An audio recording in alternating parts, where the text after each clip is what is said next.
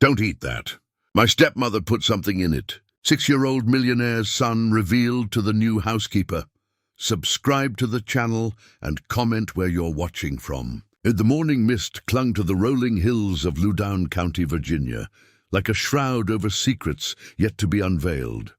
Carol Matthews pressed her weathered hands against the steering wheel of her aging Honda Civic, its engine sputtering as she navigated the winding gravel driveway that seemed to stretch endlessly toward the Harrison estate. At 50, she had learned to read the language of desperation in her own reflection, and today it spoke volumes. The lines around her green eyes told stories of sleepless nights spent calculating bills, of pride swallowed whole when the textile plant had shuttered its doors after 30 years of operation.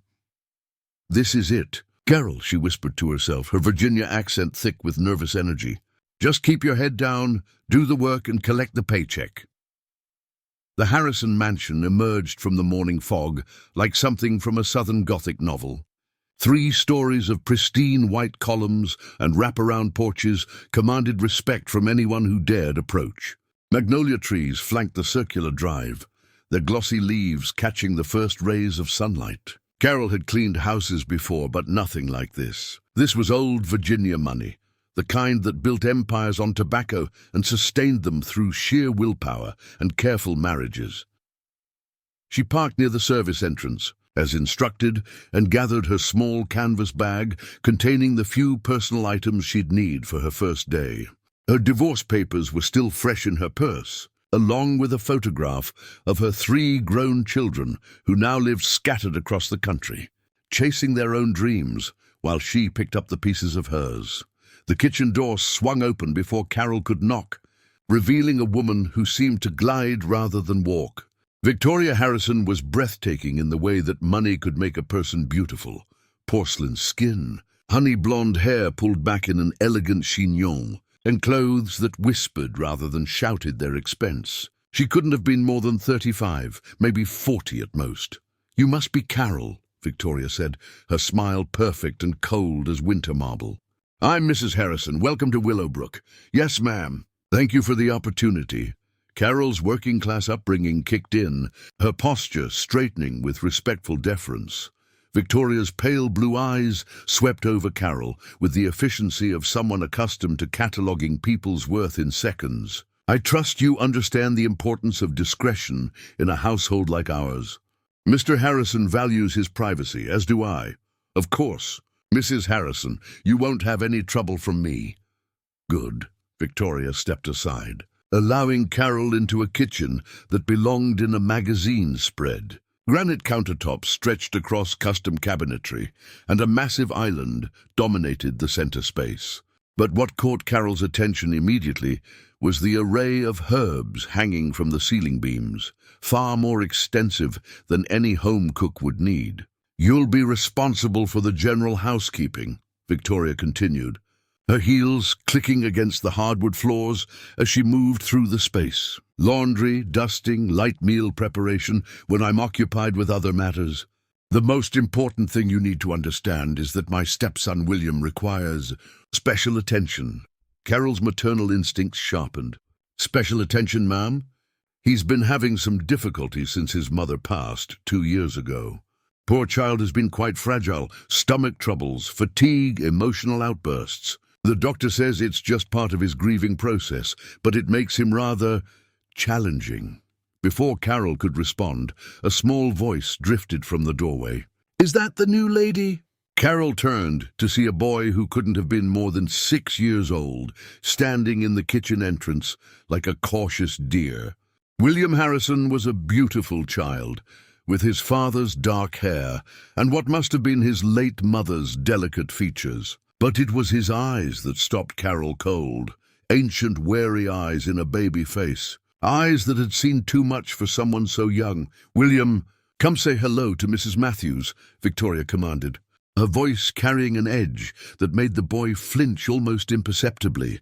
The child approached slowly, his small frame seeming even tinier in the vast kitchen. He was pale, with dark circles under his eyes that spoke of too many restless nights. His clothes hung loose on his thin body, and Carol noticed how he kept glancing between her and Victoria, as if calculating some invisible equation of safety. "Hello," William whispered, barely audible.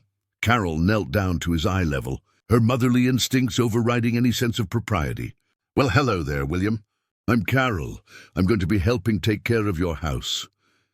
The boy's eyes widened slightly, and for just a moment Carol saw a flicker of hope cross his face. But it vanished quickly when Victoria's voice cut through the moment like a blade.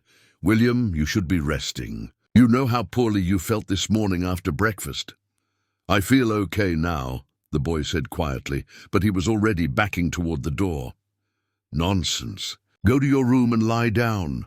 Mrs. Matthews has work to do." As William disappeared down the hallway, Carol felt a chill that had nothing to do with the October air seeping through the kitchen windows. Something about the interaction felt wrong. The way the boy's shoulders tensed when Victoria spoke, the practiced nature of his retreat, the fear that flickered behind his young eyes. "Sweet child, but so sickly," Victoria said, with what might have been genuine concern, if not for the slight satisfaction in her tone. "His father works such long hours, traveling constantly for business. It falls to me to manage William's care, which can be exhausting." Carol nodded, filing away every detail. In her 28 years of raising children, she had learned to recognize the signs of a child in distress, and every instinct she possessed was screaming warnings. "What kind of stomach troubles does he have?" Carol asked carefully. "Oh, you know how children can be. Very sensitive to different foods. I've learned exactly what agrees with him and what doesn't. He's much better when I prepare his meals personally." Victoria moved to the massive refrigerator and began pulling out ingredients. "In fact, I was just about to make him some soup. He always perks up after my special recipe." Carol watched as Victoria assembled an impressive array of items: fresh vegetables, herbs from the hanging bundles, and several small glass bottles she produced from a locked cabinet. The efficiency with which she worked suggested this was a well-practiced routine. "Would you like me to help with that?" Carol offered. "Oh, no." Victoria's response came quickly, too quickly. "William is very particular about who handles his food. Trust issues, you understand, since losing his mother. It's better if I take care of his meals myself." The sound of a car door slamming echoed from the front of the house, followed by heavy footsteps on the front porch. Victoria's entire demeanor shifted, her shoulders relaxing as her smile became genuine for the first time since Carol had arrived. "That would be my husband," Victoria said, smoothing her already perfect hair. "James, darling, is that you?" James Harrison entered the kitchen with the bearing of a man accustomed to command. At 42, he was still handsome in a rugged, weathered way that suggested long hours and heavy responsibilities. His dark hair was prematurely touched with silver at the temples, and deep lines around his eyes spoke of grief that had aged him beyond his years. His expensive suit couldn't hide the exhaustion in his posture or the weight of whatever burdens he carried on his broad shoulders. "Victoria," he said, pressing a distracted kiss to her cheek before noticing Carol. "You must be the new housekeeper." "James Harrison." He extended a firm handshake, his attention already fragmenting as he glanced at his phone. "Carol Matthews, Mr. Harrison. Thank you for hiring me." "Good, good. Victoria handles all the household arrangements." He was already moving toward his study, his mind clearly elsewhere. "I've got calls to return before the Tokyo markets open. That Patterson deal is falling apart, and James," Victoria interrupted smoothly, "William's been asking for you. He had another difficult morning." James paused, genuine pain flickering across his features. "Is he? How bad was it?" "The usual. Nausea, fatigue. I think seeing you would help." The conflict in James's face was heartbreaking to witness. Carol could see the war between paternal love and professional obligation, between the man who wanted to comfort his son and the businessman whose empire demanded constant attention. I'll check on him after these calls," he said finally, the decision clearly tearing at him. "The Peterson account can't wait, but maybe in an hour." Victoria placed a gentle hand on his arm. "Of course, darling. You know what's best. I'll take good care of him." As James disappeared into his study, Carol caught something in Victoria's expression, a flash of triumph so brief she might have imagined it. But combined with William's fearful eyes and the locked cabinet of mysterious bottles, Carol felt the first tendrils of genuine alarm beginning to wrap around her heart. The rest of the afternoon passed in a blur of orientation and instruction. Victoria showed Carol through the mansion's many rooms, each one more opulent than the last, while maintaining a constant stream of commentary about William's delicate condition and the special care he required. But it was what Victoria didn't say that spoke the loudest. The way she steered Carol away from certain areas, the emphasis on not disturbing William during his rest periods, and the repeated insistence that meal preparation was strictly Victoria's domain. As the sun began to set behind the Blue Ridge Mountains, casting long shadows across the manicured grounds, Carol found herself alone in the kitchen, officially ending her first day. But sleep would not come easily tonight. Something was very wrong in the Harrison house, and that little boy with the ancient eyes was at the center of it. Carol had survived divorce, job loss, and single motherhood. She had learned to trust her instincts when it came to protecting children, and right now, every instinct she possessed was telling her that William Harrison was in terrible danger. 3 weeks into her employment at Willowbrook, Carol had developed a routine that allowed her to observe the household's rhythms without drawing attention to herself. She arrived each morning at 7:30, entering through the kitchen where Victoria would already be preparing William's breakfast with the same meticulous precision that had caught Carol's attention on her first day. The ritual never varied. Victoria would measure ingredients from her locked cabinet, consulting a small leather journal she kept hidden beneath dish towels, her movements deliberate and secretive. "Good morning, Mrs. Matthews," Victoria would say without looking up, her tone pleasant but dismissive. "William had another restless night. I've prepared something special to help settle his stomach." Carol learned to nod and busy herself with other tasks, but her eyes never stopped cataloguing details. The special breakfast always consisted of oatmeal mixed with honey, fresh berries, and what Victoria claimed was a vitamin supplement that came from an unmarked amber bottle. The supplement had a distinctly bitter smell that made Carol's nose wrinkle whenever she caught a whiff. What troubled Carol most was William's reaction to these breakfasts. The boy would sit at the kitchen table, his small legs dangling from the chair, and stare at the bowl with the expression of someone facing an executioner's block. His hands would shake slightly as he lifted the spoon, and more often than not, he would excuse himself halfway through the meal, claiming his stomach hurt. "Poor little lamb," Victoria would coo, following him from the room. "Let's get you settled upstairs until you feel better." During these absences, Carol would quickly examine the abandoned breakfast bowl.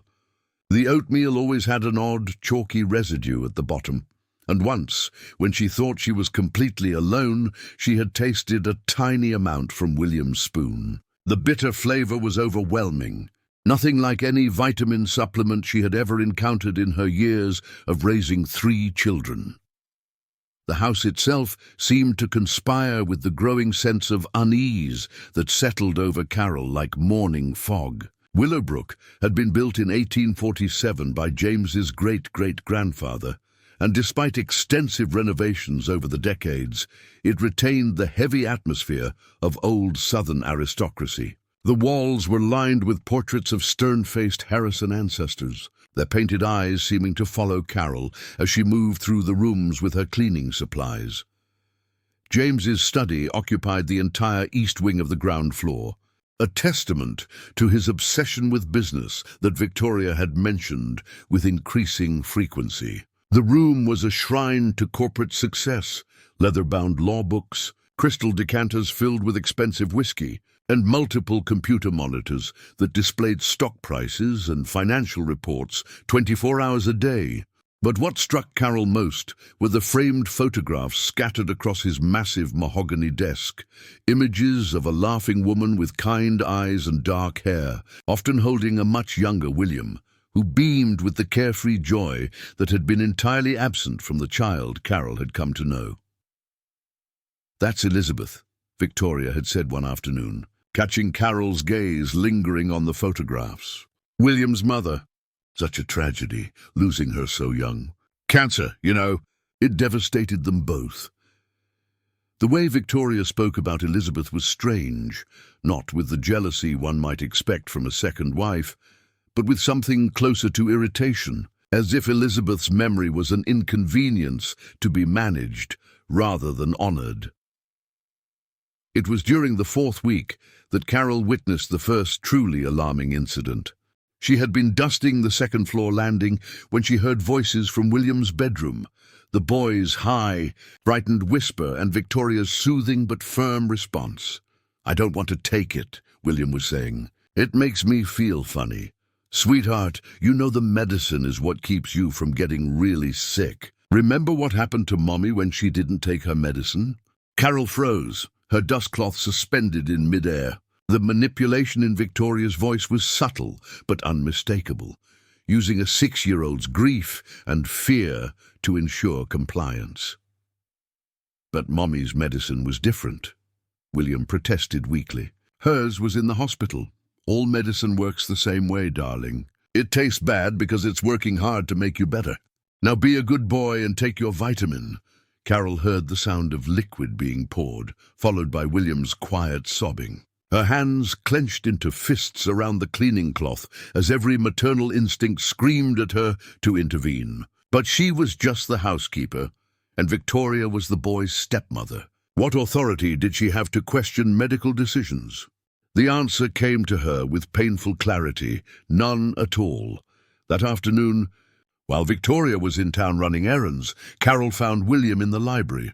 A vast room, lined with first-edition novels and historical texts that spoke to generations of Harrison education and refinement. The boy was curled up in an oversized leather chair, a picture book open in his lap, but his eyes stared blankly at the pages without reading. "Good book?" Carol asked gently, settling into a nearby chair with her feather duster. William looked up, startled, as if he had forgotten anyone else existed in the house. "It's about a dog," he said quietly. "He finds his way home, even when he's lost." "That sounds like a good story. Dogs are pretty smart about finding their way back to people who love them." The boy nodded solemnly, then looked toward the doorway as if checking for eavesdroppers. When he was satisfied they were alone, he whispered, "Mrs. Carroll, do you think my mommy can find her way back from heaven?" The question hit Carol like a physical blow. She had to take a steadying breath before answering. "I think your mommy is always with you, sweetheart. Maybe not in a way you can see, but in here." She pointed to her heart. William considered this with the gravity that only children possess when grappling with concepts too large for their understanding. "Victoria says Mommy is gone forever, and I shouldn't talk about her because it makes Daddy sad." Red flags exploded in Carol's mind like 4th of July fireworks. Discouraging a grieving child from talking about a deceased parent was not just harmful, it was psychological manipulation of the cruelest kind. "Well," Carol said carefully, "I think talking about people we love helps keep them alive in our hearts. What was your favorite thing to do with your mommy?" William's face brightened for the first time since Carol had known him. "She used to read to me every night. Different voices for all the characters, and she made the best chocolate chip cookies. We'd make them together on Sunday afternoons, and she'd let me lick the spoon." "She sounds wonderful." She was. William's smile faded.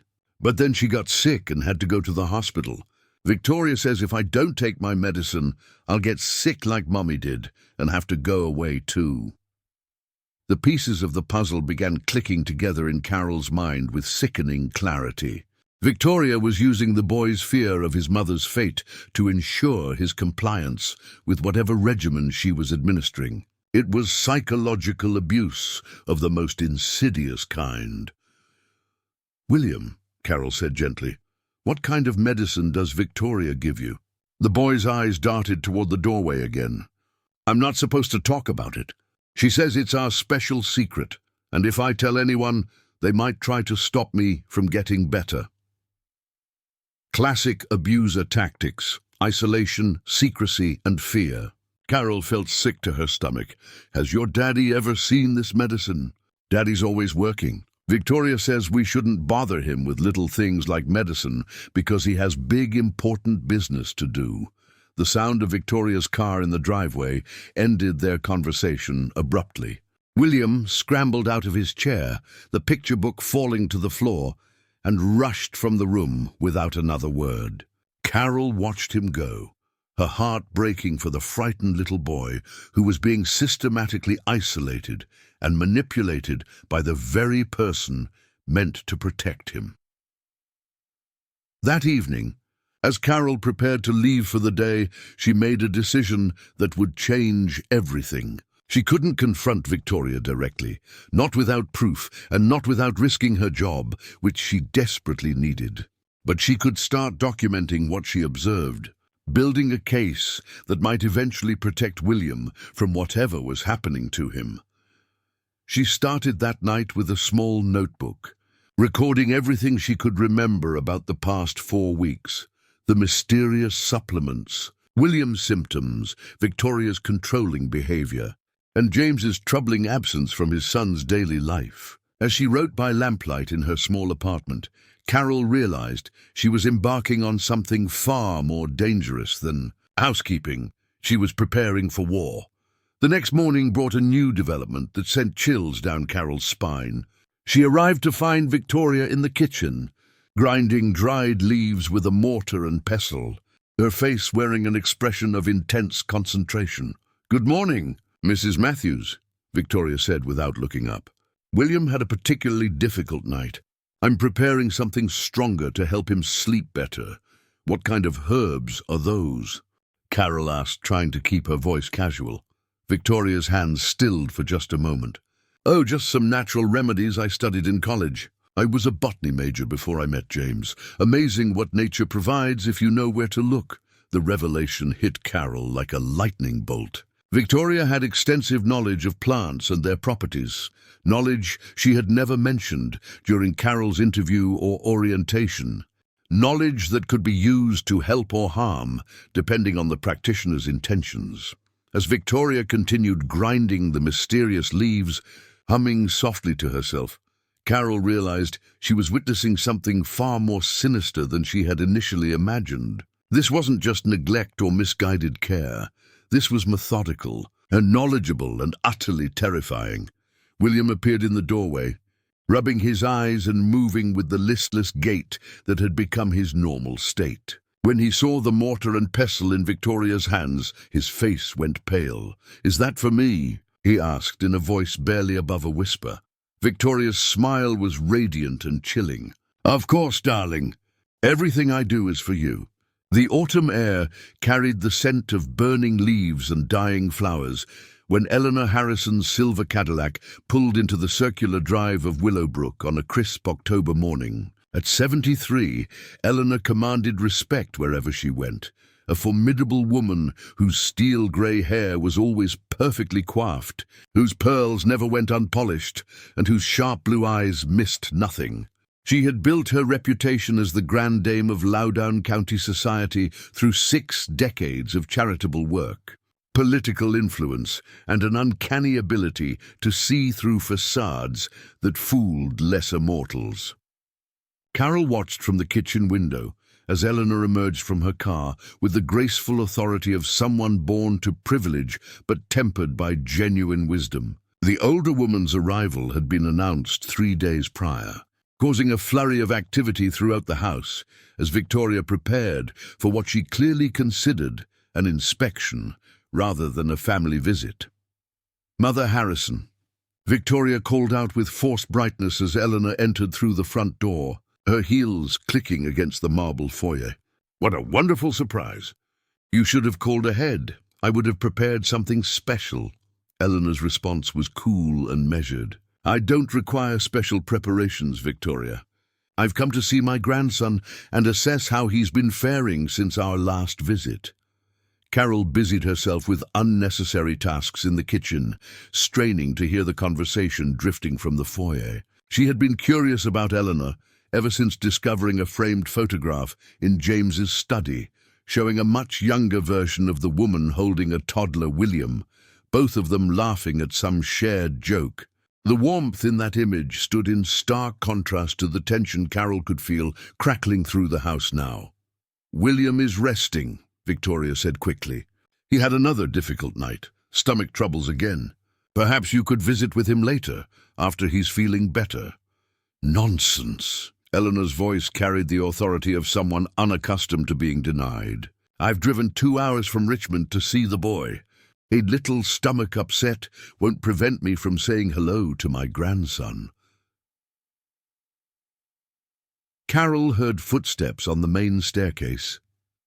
Eleanor's determined stride, followed by Victoria's more hesitant steps. She waited a few moments, then quietly made her way to the second floor under the pretense of cleaning, positioning herself where she could observe the interaction between William and his grandmother. Eleanor's reaction to seeing William was immediate and visceral.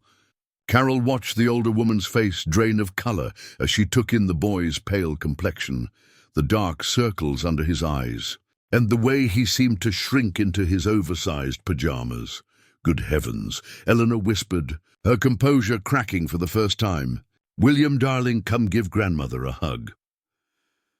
The transformation in William was remarkable. For the first time since Carol had known him, genuine joy sparked in his eyes as he rushed into his grandmother's arms. Eleanor held him close, her hands running through his too thin hair, her experienced eyes cataloguing every detail of his condition. "You've lost weight, sweetheart," Eleanor said gently. "Haven't you been eating well?" "He's been having digestive issues," Victoria interjected smoothly. "Very sensitive stomach. The doctor says it's common in children who've experienced trauma." Eleanor's sharp gaze fixed on Victoria with laser intensity. "Which doctor?" "I wasn't aware William had been seeing anyone new." "Dr. Peterson recommended a specialist in Richmond. Nothing serious, just dietary adjustments and some natural supplements to help with his appetite." Carol watched Eleanor's expression carefully. The older woman's face revealed nothing, but there was something in her stillness that suggested wheels turning behind those intelligent eyes. "I see," Eleanor said finally. "William, why don't you show me your latest drawings? I remember you were working on some wonderful pictures of horses last time I visited." As William led his grandmother to his art table, chattering, with more animation than Carol had seen from him in weeks, Victoria lingered in the doorway with an expression that could only be described as calculated patience. Over the next few hours, Carol observed Eleanor with growing admiration. The older woman had clearly not achieved her position in Virginia society through charm alone. She possessed a sharp intelligence that cut through subterfuge like a blade through silk. She asked seemingly innocent questions about William's routine, his meals, his sleep patterns, all while maintaining the pleasant demeanor of a doting grandmother. "He seems quite tired for such a young child," Eleanor observed during lunch, watching as William picked listlessly at the sandwich Victoria had prepared for him. "Growing boys need lots of rest," Victoria replied.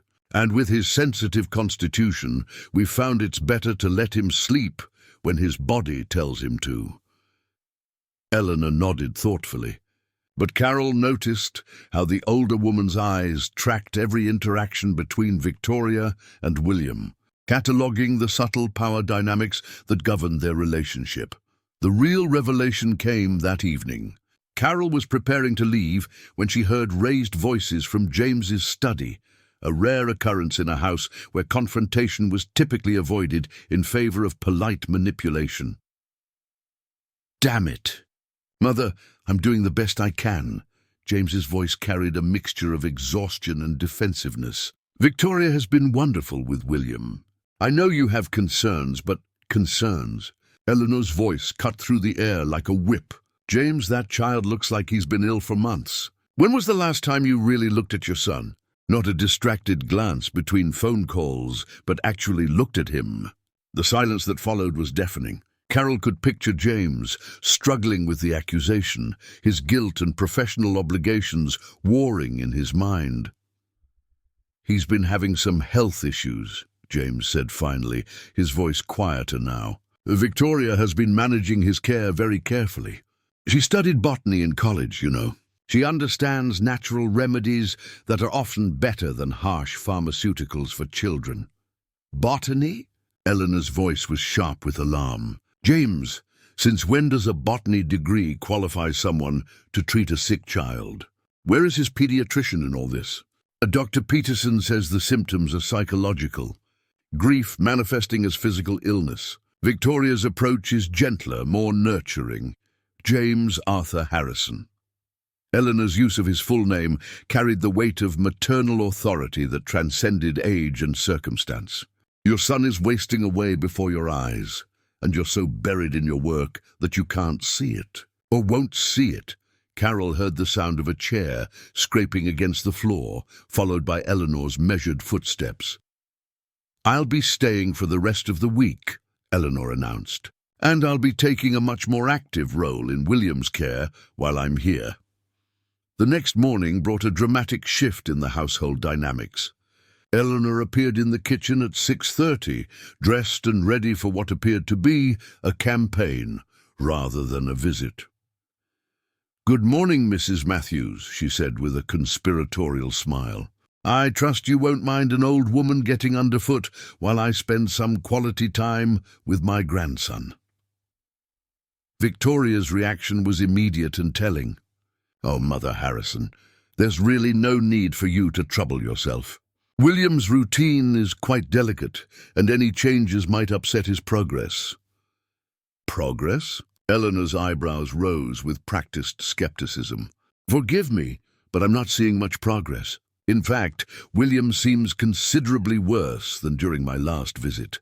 Carol found herself in the unprecedented position of witnessing a battle of wills between two formidable women, each armed with different weapons. Victoria wielded youth, beauty, and the authority of her position as William's stepmother.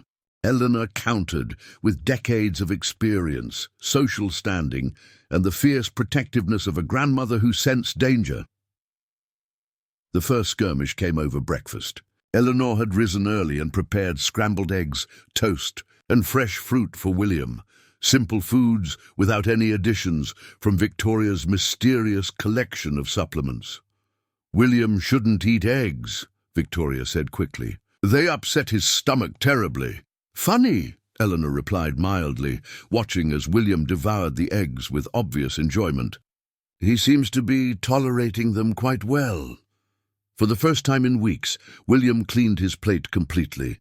More importantly, he showed no signs of the nausea and fatigue that typically followed his meals. Carol watched Victoria's face carefully, noting the flash of genuine concern, not for William's health, but for the implications of his obvious improvement. As the morning progressed, Eleanor implemented a series of subtle changes to William's routine. She took him for a walk in the gardens, encouraging him to run and play instead of the sedentary rest that Victoria insisted was necessary for his delicate condition. She read to him from adventure stories instead of the quiet, sleepy tales Victoria favored. Most tellingly, she ensured that William was never alone with Victoria for extended periods. The effect on the boy was remarkable. By lunchtime, there was color in his cheeks and a spark of energy in his movements that Carol hadn't seen since her first day at Willowbrook. "Grandmother, look!" William called out as he chased a butterfly through the rose garden. "I caught one!" Eleanor's smile was radiant as she admired the butterfly cupped gently in William's small hands. But Carol noticed how the older woman's eyes kept drifting to the kitchen window, where Victoria stood, watching with an expression that could only be described as calculating fury. That afternoon, while Victoria was supposedly running errands in town, Eleanor made her move. She appeared in the kitchen where Carol was preparing vegetables for dinner, her manner suggesting a woman about to share state secrets. "Mrs. Matthews," Eleanor said quietly, "I wonder if I might ask you some questions about my grandson's condition. As someone who sees him daily, your observations could be quite valuable." Carol felt her pulse quicken. This was the moment she had been both hoping for and dreading, the chance to voice her concerns to someone with the authority to act on them. "I'm just the housekeeper, Mum," Carol said carefully. "I wouldn't want to overstep—" "Nonsense!" Eleanor's smile was encouraging, but her eyes were deadly serious. "You're a mother yourself, aren't you?"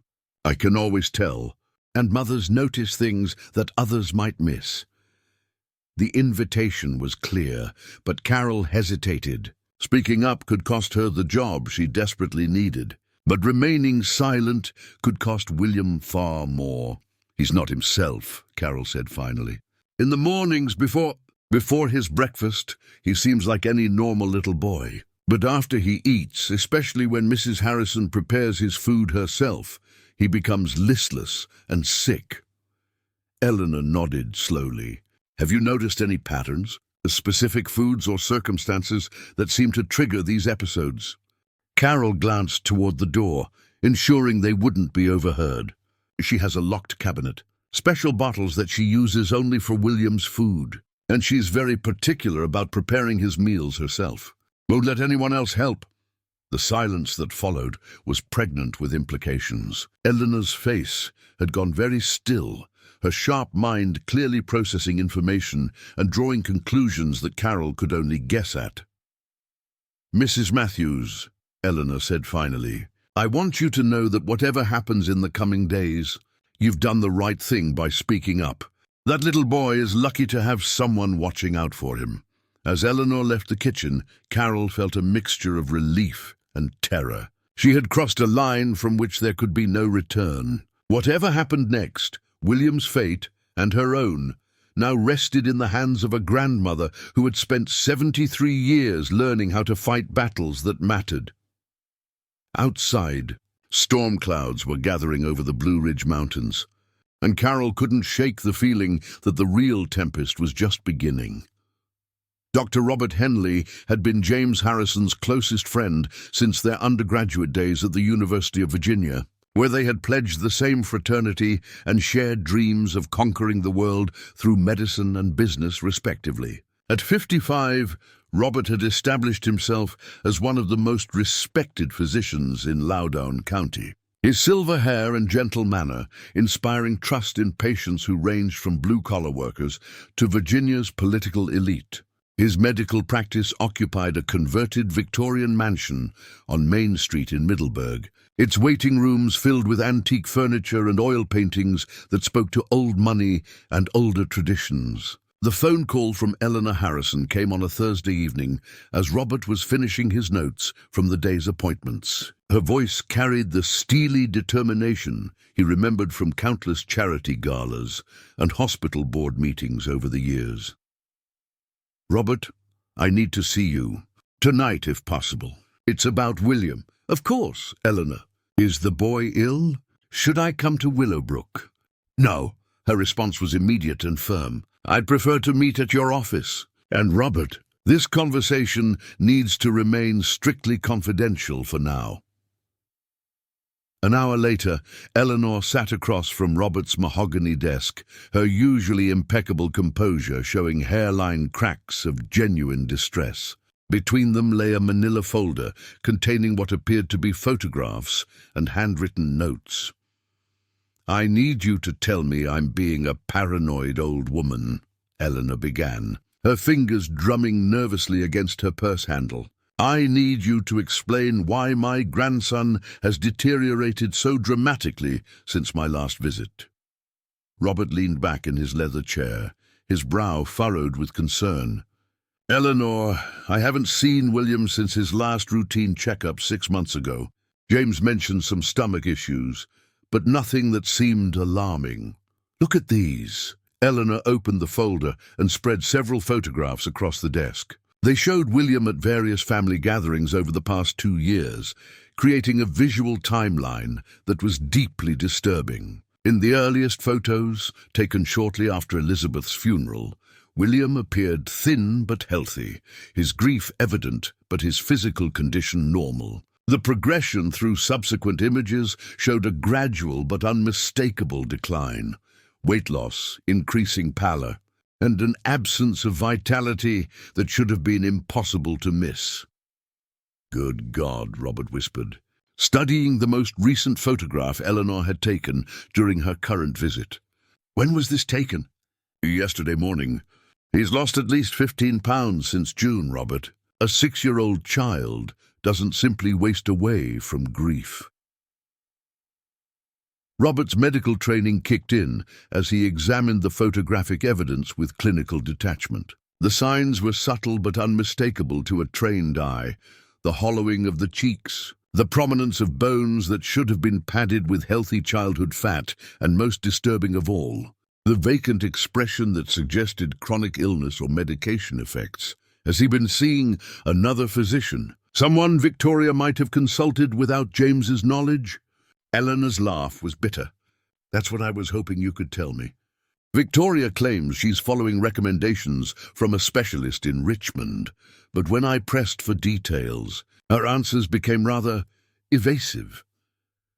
Robert stood and moved to his filing cabinet, retrieving William's medical records. His last physical showed normal growth patterns and excellent health overall. "I recommended some counseling to help with grief processing, but there were no medical concerns whatsoever. Robert, I need to ask you something, and I need you to answer, as both a doctor and James's oldest friend."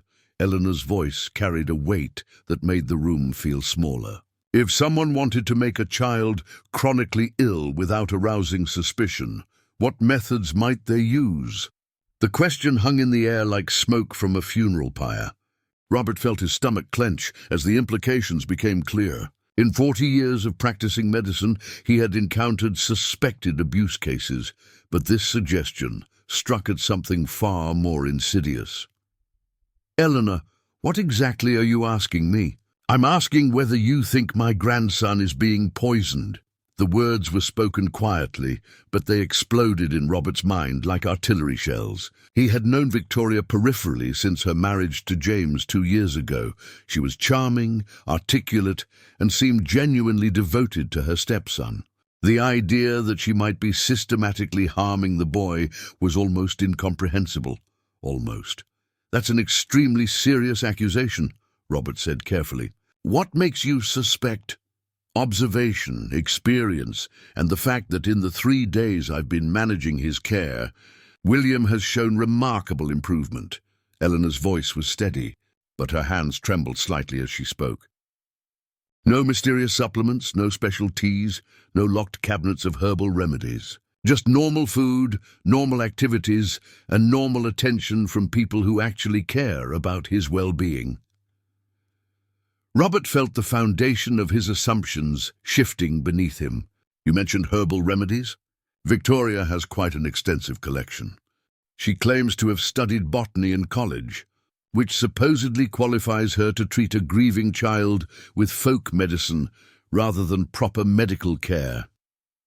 The pieces began clicking together in Robert's mind with sickening clarity. Plant-based toxins could cause exactly the symptoms Eleanor was describing: chronic fatigue, digestive issues, failure to thrive. Many botanical compounds were virtually undetectable in standard medical tests, especially if administered in small, consistent doses. "I need to examine him," Robert said finally. "Tonight. That may prove difficult. Victoria watches him like a hawk, and James—" Eleanor's voice trailed off, her frustration evident. "James trusts her completely. More than that, he's grateful to her. She stepped in when he was drowning in grief and work obligations. She became the solution to all his problems, someone to manage the household, care for William, and ask for nothing in return but his devotion." Robert had witnessed this dynamic firsthand during the few social occasions where he had observed James and Victoria together. His friend had seemed lighter, more relaxed, as if enormous burdens had been lifted from his shoulders. The idea that this apparent salvation might actually be a carefully constructed trap was horrifying. "There's something else," Eleanor continued, reaching into her purse and producing a small plastic bag containing what appeared to be dried plant matter. "I found this in Victoria's room while she was out. It was hidden behind some books on her nightstand." Robert examined the sample through the plastic, his medical knowledge immediately recognizing several concerning elements. The mixture contained what appeared to be foxglove leaves, recognizable by their distinctive shape and texture, along with other plants he couldn't immediately identify. "Eleanor, foxglove contains digitalis. In therapeutic doses, it's a heart medication. In other amounts..." He didn't need to finish the sentence. "I know what foxglove can do, Robert. My grandmother used to warn us children about it when we played in her gardens. She called it dead man's bells and made sure we understood never to touch it." Robert's mind raced through the possibilities. Chronic low-dose digitalis poisoning would cause exactly the symptoms William had been experiencing: fatigue, digestive issues, failure to thrive, and a general malaise that could easily be attributed to psychological causes. "We need proof," he said finally, "something more concrete than photographs and suspicious plant matter." How do we get that proof without putting William at greater risk? It was the crucial question, and Robert found himself facing an ethical dilemma that had no clear resolution. His duty as a physician was to protect the child, but his obligations as James's friend and Victoria's doctor by extension complicated matters enormously. Any investigation would require delicate maneuvering to avoid alerting Victoria to their suspicions. "Hair analysis," Robert said suddenly. "Hair retains traces of toxins for months. If William has been systematically poisoned, it would show up in a comprehensive toxicological screen." "Can you arrange that without Victoria's knowledge?" "I'll need a sample, and I'll need James's permission as William's father." Eleanor's expression grew grim. "Getting James to agree may prove more challenging than obtaining the hair sample." They were interrupted by the sound of Robert's phone buzzing with an incoming text message. He glanced at the screen and felt his blood run cold. "It's from James," he said, his voice tight with apprehension. "William has been rushed to Loudoun Hospital. Severe stomach distress and respiratory difficulties." Eleanor was already standing, her purse clutched tightly in her hands.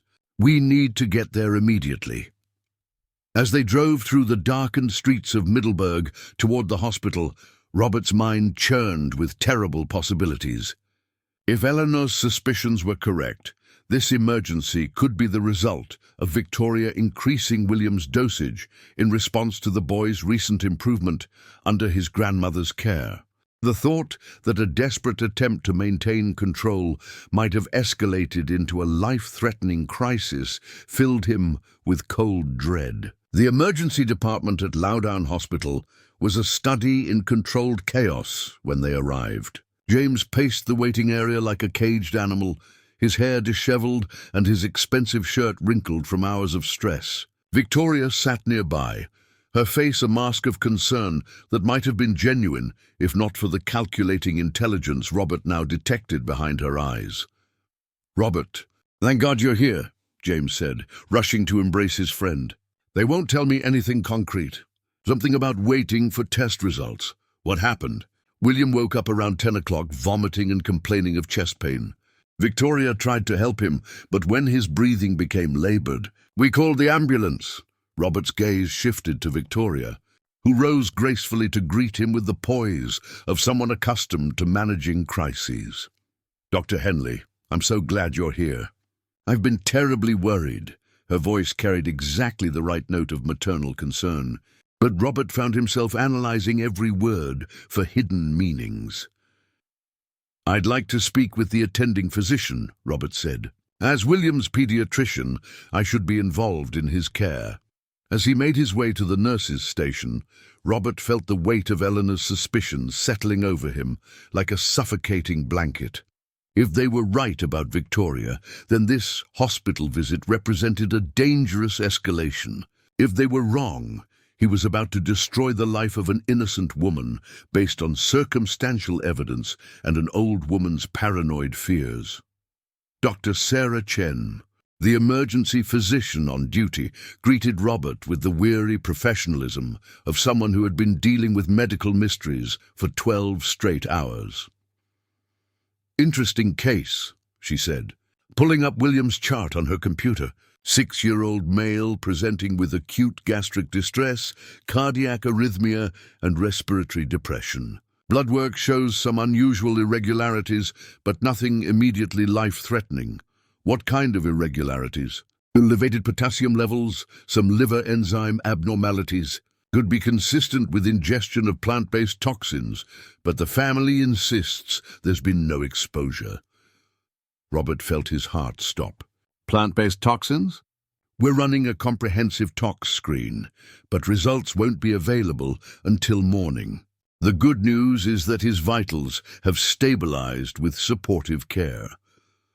As Robert digested this information, he realized that Eleanor's worst fears might be coming true. The medical evidence was beginning to support their suspicions. But proving intentional poisoning would require more than elevated enzyme levels and suspicious symptoms. Dr. Chen, I'd like to request something unusual. This boy has been showing signs of chronic illness that may be related to tonight's emergency. Would it be possible to include hair analysis in your toxicological workup? Dr. Chen studied Robert's face carefully, her experienced eyes recognizing the weight behind his request. That's a very specific request. Dr. Henley, is there something you're not telling me about this case? Robert found himself at a crossroads that would define not only his professional integrity, but potentially William's survival. The safe choice was to remain silent, to allow the standard medical protocols to proceed, and to hope that the truth would emerge naturally. The brave choice was to voice his suspicions and risk destroying relationships, careers, and lives based on evidence that might prove insufficient. Looking through the emergency department windows toward the waiting area, where a frightened little boy lay surrounded by adults whose true intentions remained hidden, Robert made his decision. "I believe this child may be the victim of intentional poisoning," he said quietly. "And I think tonight's crisis is just the beginning." The overseas call came at 3:17 in the morning.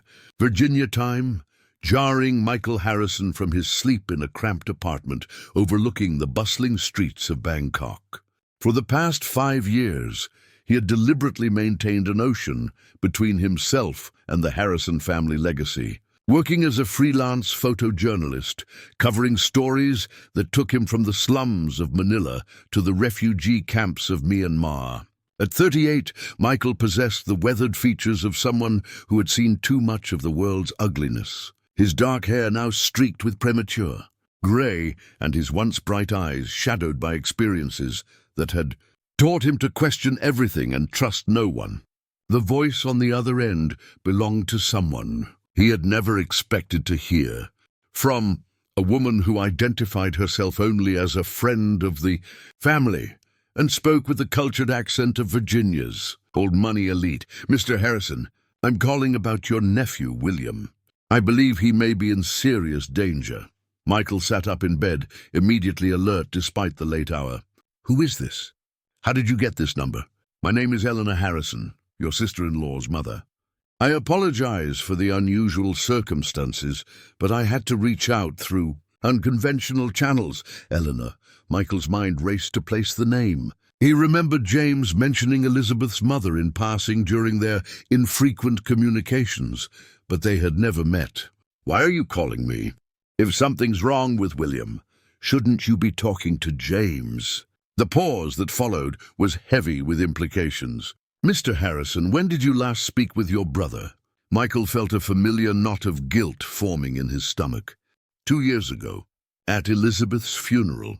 He had stayed for exactly 3 days after the service, long enough to fulfill his obligations, but not long enough to get pulled back into the suffocating web of family expectations and corporate responsibilities that had driven him away in the first place. Then you're not aware of his recent marriage to Victoria Ashford? The news hit Michael like a physical blow.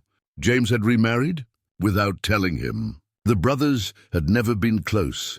Their 8-year age gap and completely different personalities had seen to that. But Michael would have expected at least a phone call about something so significant. "I had no idea," he said quietly. "Mr. Harrison, I need to ask you something, and I need you to answer honestly. In your years of investigative work, have you ever encountered cases of systematic poisoning?" The question was so unexpected, so loaded with dark implications, that Michael found himself fully awake and reaching for the notepad he always kept beside his bed. In his career, he had documented war crimes, government corruption, and human trafficking rings. But Eleanor's question suggested something far more personal and infinitely more disturbing. "What exactly are you telling me, Mrs. Harrison?" "Eleanor Harrison. And I'm telling you that I believe your nephew is being slowly murdered by his stepmother." The words hung in the humid Bangkok air like toxic smoke. Michael had learned to recognize truth in the voices of desperate people, and Eleanor's tone carried the weight of absolute conviction, tempered by the fear that no one would believe her. "I'm listening," he said simply. Over the next 40 minutes, Eleanor laid out a case that was both meticulously researched and terrifyingly plausible. She described William's gradual deterioration, Victoria's suspicious behavior, the locked cabinet of mysterious substances, and the medical evidence that was beginning to support their worst fears. She also revealed something that made Michael's blood run cold: the existence of a substantial life insurance policy on William, taken out by James just 6 months after his marriage to Victoria. $5 million, Eleanor said, her voice barely above a whisper. Victoria convinced James it was a prudent financial planning decision, given his wealth and William's position as his only heir. Michael felt the familiar surge of adrenaline that always accompanied a major story breaking. But this wasn't just any story. This was his family, his nephew, a little boy he barely knew, but who carried the Harrison name and legacy. "Why are you calling me instead of the police?" "Because I need someone with your skills and resources to investigate Victoria's background before she realizes we're onto her. Someone who can dig deep without alerting her to our suspicions. And frankly, Mr. Harrison, because you're the only member of this family who isn't either blinded by grief, overwhelmed by guilt, or completely under Victoria's influence." Michael was already pulling his laptop toward him, his investigative instincts overriding his reservations about getting involved in family drama. "What do you know about her background?" "Surprisingly little, considering she's been part of our lives for 2 years. She claims to have grown up in Richmond, attended Virginia Commonwealth University, and worked in botanical research before meeting James. But when I tried to verify these details," Eleanor's voice trailed off meaningfully, "you found inconsistencies. I found gaps, large, inexplicable gaps that suggest a carefully constructed identity rather than a genuine background." Michael was already booking flights on his laptop, his mind shifting into the methodical planning mode that had served him well in dozens of dangerous assignments. "I can be there in 24 hours. But I need you to promise me something. Don't confront Victoria directly. Don't change William's routine in any way that might alert her to our suspicions. And for God's sake, don't let her know you've contacted me. Mr. Harrison, there's something else. William is currently in the hospital. Some kind of acute episode that the doctors are calling suspicious." The news accelerated Michael's sense of urgency exponentially. If Victoria was indeed poisoning William, the boy's hospitalization could represent either a dangerous escalation or a critical opportunity to gather evidence while he was safely away from her influence. "Which hospital?" "Loudoun Hospital. He's stable, but the doctors are running extensive tests." "Good. That gives us time to work. I'll call you when I land." As Michael ended the call and began throwing clothes into his travel bag, he felt the familiar weight of responsibility settling over his shoulders. He had spent 5 years running from the Harrison family legacy, convincing himself that he was better off alone, free from the expectations and obligations that came with old Virginia money. But now that freedom felt like cowardice, and a 6-year-old boy's life hung in the balance. The flight from Bangkok to Dulles International Airport gave Michael 14 hours to research everything he could find about Victoria Ashford Harrison. Using his press credentials and a network of contacts built up over years of investigative work, he began peeling back the layers of her supposedly pristine background. What he found was deeply disturbing. Victoria Ashford had indeed attended Virginia Commonwealth University, but only for 2 semesters before dropping out due to what the records described as academic irregularities. There was no evidence of any subsequent botanical research work, despite her claims of expertise in herbal medicine. More troubling still, there were 3 other wealthy widowers in Virginia and North Carolina who had married women matching Victoria's description over the past 10 years, and in each case, the man's children from previous marriages had experienced mysterious health problems. 2 of those children had died. Michael's hands trembled slightly as he read the death certificates he had managed to obtain through his journalistic connections. Both children had succumbed to what appeared to be natural causes. Heart failure in one case, liver failure in the other. Both had been treated for months with alternative medicine by their stepmothers. Both had left substantial inheritances that their stepmothers had inherited after brief, unsuccessful mourning periods. By the time his plane touched down at Dulles, Michael had constructed a profile of a woman who was either the victim of extraordinary coincidences or a calculating predator who specialized in targeting vulnerable families with significant wealth. His gut, honed by years of exposing human monsters, told him which explanation was more likely. Eleanor met him at the airport, her usually perfect composure showing cracks of strain and exhaustion. At 73, she looked every day of her age as she navigated the terminal with the determined gait of someone running on pure willpower. "How is he?" Michael asked without preamble as they walked toward the parking garage. "Stable. The doctors have him on IV fluids and cardiac monitoring. They're being very careful, but they still don't have definitive answers about what caused the episode." And Victoria? Playing the devoted stepmother perfectly. She's barely left the hospital, bringing James coffee and meals, consulting with doctors, expressing just the right amount of concern without seeming panicked. Eleanor's voice carried grudging admiration for her adversary's performance. If I didn't know what I know, I'd think she was genuinely devoted to that child. As they drove through the Virginia countryside toward Loudon Hospital, Michael shared what he had discovered during his flight. Eleanor's face grew progressively paler as he described the pattern of mysterious illnesses and deaths that seemed to follow Victoria like a plague. "Dear God," Eleanor whispered when he finished. "How many children has she killed?" "I can't prove she's killed anyone yet, but the pattern is unmistakable. She targets wealthy widowers with young children, marries them quickly, and then the children develop mysterious health problems that ultimately prove fatal. She inherits everything and disappears to start the cycle again. But she married James 2 years ago. Why wait so long to start the process with William?" Michael had been pondering the same question during his research.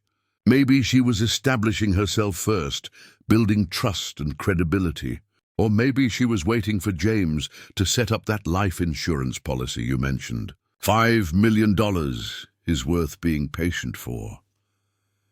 They arrived at the hospital as the sun was setting over the Blue Ridge Mountains, painting the sky in shades of red and gold that seemed ominous rather than beautiful. Michael felt his stomach clench with nervous energy as they walked through the automatic doors into the sterile brightness of the emergency department. James was exactly where Eleanor had said he would be, pacing the waiting area with the restless energy of a man accustomed to controlling every aspect of his environment, but powerless to fix the one thing that mattered most. At 42, he looked older than Michael remembered, his dark hair now significantly grey and his face carrying lines that spoke of stress and grief. "Michael?" James stopped mid-pace, his expression cycling through surprise, confusion, and something that might have been relief. "What are you doing here? How did you even know?" "Eleanor called me." Michael kept his voice neutral, not wanting to reveal the true scope of their suspicions until he had assessed the situation more thoroughly. "She was worried about William." James's reaction was immediate and telling. Instead of gratitude for his brother's concern, his face closed off with the defensive posture of someone protecting territory. "William is fine." "Well, he will be fine. The doctors say it was just some kind of stomach bug that got out of hand. A stomach bug that required cardiac monitoring." Michael's journalistic instincts kicked in, probing for inconsistencies in the official narrative. "Children's systems are delicate. The doctors are being cautious," James's tone suggested the conversation was over, but Michael had learned long ago how to push past polite deflections. "Where's Victoria?" "I'd like to meet my new sister-in-law." James's expression softened at the mention of his wife. "She's with William now, reading to him. She's been amazing through all this, never leaving his side, making sure he has everything he needs." Michael and Eleanor exchanged a meaningful look. If Victoria was indeed responsible for William's condition, her constant presence at his bedside wasn't devotion, it was surveillance, ensuring that no one else had the opportunity to discover what she had done or to interfere with her plans. "I'm sure she has," Michael said carefully. "She sounds like a remarkable woman." "She is." James's voice carried the fervor of a true believer. "When Elizabeth died, I thought my world was over. I couldn't function, couldn't take care of William, couldn't even get through a day without falling apart. Victoria saved us both." The irony was almost too bitter to bear. In James's mind, Victoria was William's salvation. In reality, she might very well be his executioner. "I'd like to see him," Michael said. "If that's allowed." James hesitated, clearly torn between family obligation and protective instinct. "He's been through a lot today. Maybe tomorrow would be better." "James." Michael's voice carried the authority of someone accustomed to getting answers from reluctant sources. "He's my nephew. I've traveled halfway around the world to see him. I think I can manage a brief visit without traumatizing the kid." Before James could respond, the elevator doors opened and Victoria Harrison stepped into the waiting area like an actress making her entrance onto a stage. Michael's first impression was of stunning beauty, carefully crafted to appear effortless. Blonde hair that caught the fluorescent lights perfectly, clothes that suggested wealth without ostentation, and a face that managed to convey maternal concern and feminine vulnerability in equal measure. But it was her eyes that told the real story. For just a moment before she realized she was being observed by a stranger, Michael caught a glimpse of something cold and calculating behind the mask of concern. It was the look of a predator assessing new territory, and it made his blood run cold. "Darling," Victoria said, moving immediately to James's side and placing a possessive hand on his arm. "William's asking for you. He's feeling much better." Her gaze shifted to Michael with practiced curiosity. "And you must be the famous brother I've heard so much about." As Victoria extended her hand with a smile that was perfect in every way except for the absence of genuine warmth, Michael realized he was shaking hands with someone who might very well be a killer. And she had just spent the last 2 hours alone with his nephew.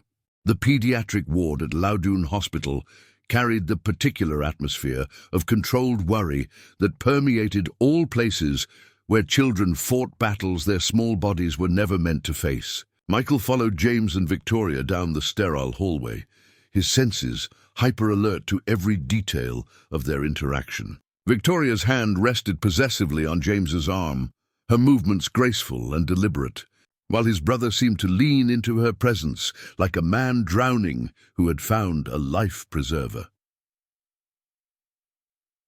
Room 314 was softly lit. Machines monitoring William's vital signs with rhythmic beeps that should have been reassuring, but somehow felt ominous. The boy lay propped against white pillows, his small frame dwarfed by the hospital bed and the array of medical equipment surrounding him. An IV line snaked from his thin arm to a bag of clear fluid hanging nearby. Michael's breath caught in his throat at his first sight of his nephew in 2 years. The happy, energetic 4-year-old he remembered from Elizabeth's funeral had been replaced by a hollow-eyed wraith who looked like a strong wind might blow him away. The family photographs Eleanor had shown him hadn't adequately prepared him for the shocking reality of William's condition. "William, sweetheart, look who came to see you." Victoria's voice was honey-sweet as she moved to the bedside. "This is your Uncle Michael, your daddy's brother." William's eyes, far too knowing for a 6-year-old, focused on Michael with careful assessment. "You're the one who takes pictures in scary places." The comment caught Michael off guard. He glanced at James, who shrugged apologetically. "He found some of your articles online. Kid's too smart for his own good sometimes." "That's right," Michael said, pulling a chair closer to the bed. "I take pictures to tell stories about places where people need help. Do you help them?" William's question was innocent, but his eyes held a depth that suggested he understood the concept of needing rescue better than any child should. "I try to. Sometimes just telling their story helps other people know they need help too." William nodded solemnly, and Michael noticed how the boy's gaze kept flickering between him and Victoria, as if calculating the safety of this new dynamic. The behavior was subtle but unmistakable to someone who had spent years documenting children in crisis situations. "Uncle Michael, do you know about plants?" William asked suddenly. Victoria's reaction was immediate and telling, a barely perceptible stiffening of her posture and a sharpening of her gaze. "William, darling, that's such a random question. Uncle Michael takes pictures, not gardens." "Actually, I know a little about plants," Michael said, his investigative instincts prickling at Victoria's obvious discomfort. "Some of my work has taken me to places where people use plants for medicine." "What kind of plants are you interested in?" Before William could respond, a nurse entered the room carrying a small paper cup. "Time for your evening medication, sweetie," she announced cheerfully. Michael watched with growing alarm as Victoria immediately intercepted the cup. "Oh, thank you, nurse. I'll make sure he takes it. William can be a bit fussy about medication, and I've developed some techniques that help." The nurse, clearly accustomed to accommodating family preferences, handed over the cup with a smile.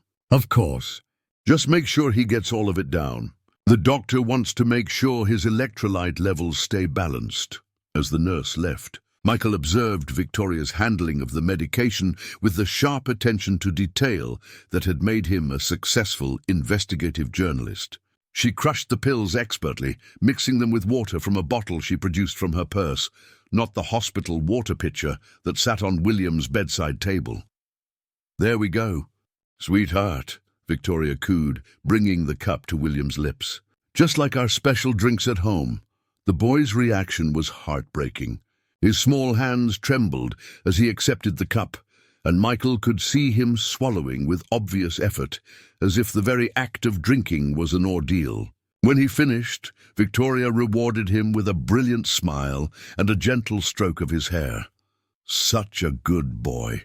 Now you rest and you'll feel so much better in the morning." Within minutes, William's eyelids began to droop and his responses to conversation became sluggish. Michael felt a chill of recognition. He had seen similar effects in documentary subjects who had been dosed with sedatives or other consciousness-altering substances. "The poor little thing is exhausted," Victoria said softly, her voice carrying just the right note of maternal concern. "Perhaps we should let him sleep." As they prepared to leave William's room, Michael lingered for a moment, ostensibly to adjust the boy's blanket. In reality, he was memorizing every detail of the scene, the medications on the bedside table, the personal items Victoria had brought from home, and most importantly, the water bottle she had used to mix William's pills. In the hallway, James pulled his brother aside, while Victoria stepped away to speak with the nurse about William's care schedule. "I know this is a shock," James said quietly, "seeing him like this. But you have to understand, Victoria has been incredible. She's researched every possible treatment, consulted with specialists, tried everything to help him get better." "What do the doctors say is wrong with him?" Michael asked carefully. James's face crumpled with the weight of parental helplessness. "They can't find anything definitive. Some kind of chronic digestive disorder, possibly stress-related. Dr. Henley thinks it might be psychological, his way of processing grief over losing Elizabeth." "And Victoria's treatments?" "Natural remedies mostly. Herbal supplements, dietary modifications. She has a background in botany, so she understands these things better than most people. The doctors are supportive. They say alternative medicine can be very effective for children who don't respond well to traditional pharmaceuticals." Michael felt his jaw clench with suppressed anger. Victoria had constructed the perfect cover story, alternative medicine that wouldn't be questioned by mainstream doctors, combined with symptoms that could easily be attributed to psychological trauma. It was diabolically clever. "James, can I ask you something? When did William's health problems start?" His brother's brow furrowed in concentration. "It's hard to say exactly. Maybe 6 months ago. Victoria noticed he was having trouble keeping food down, seemed tired all the time.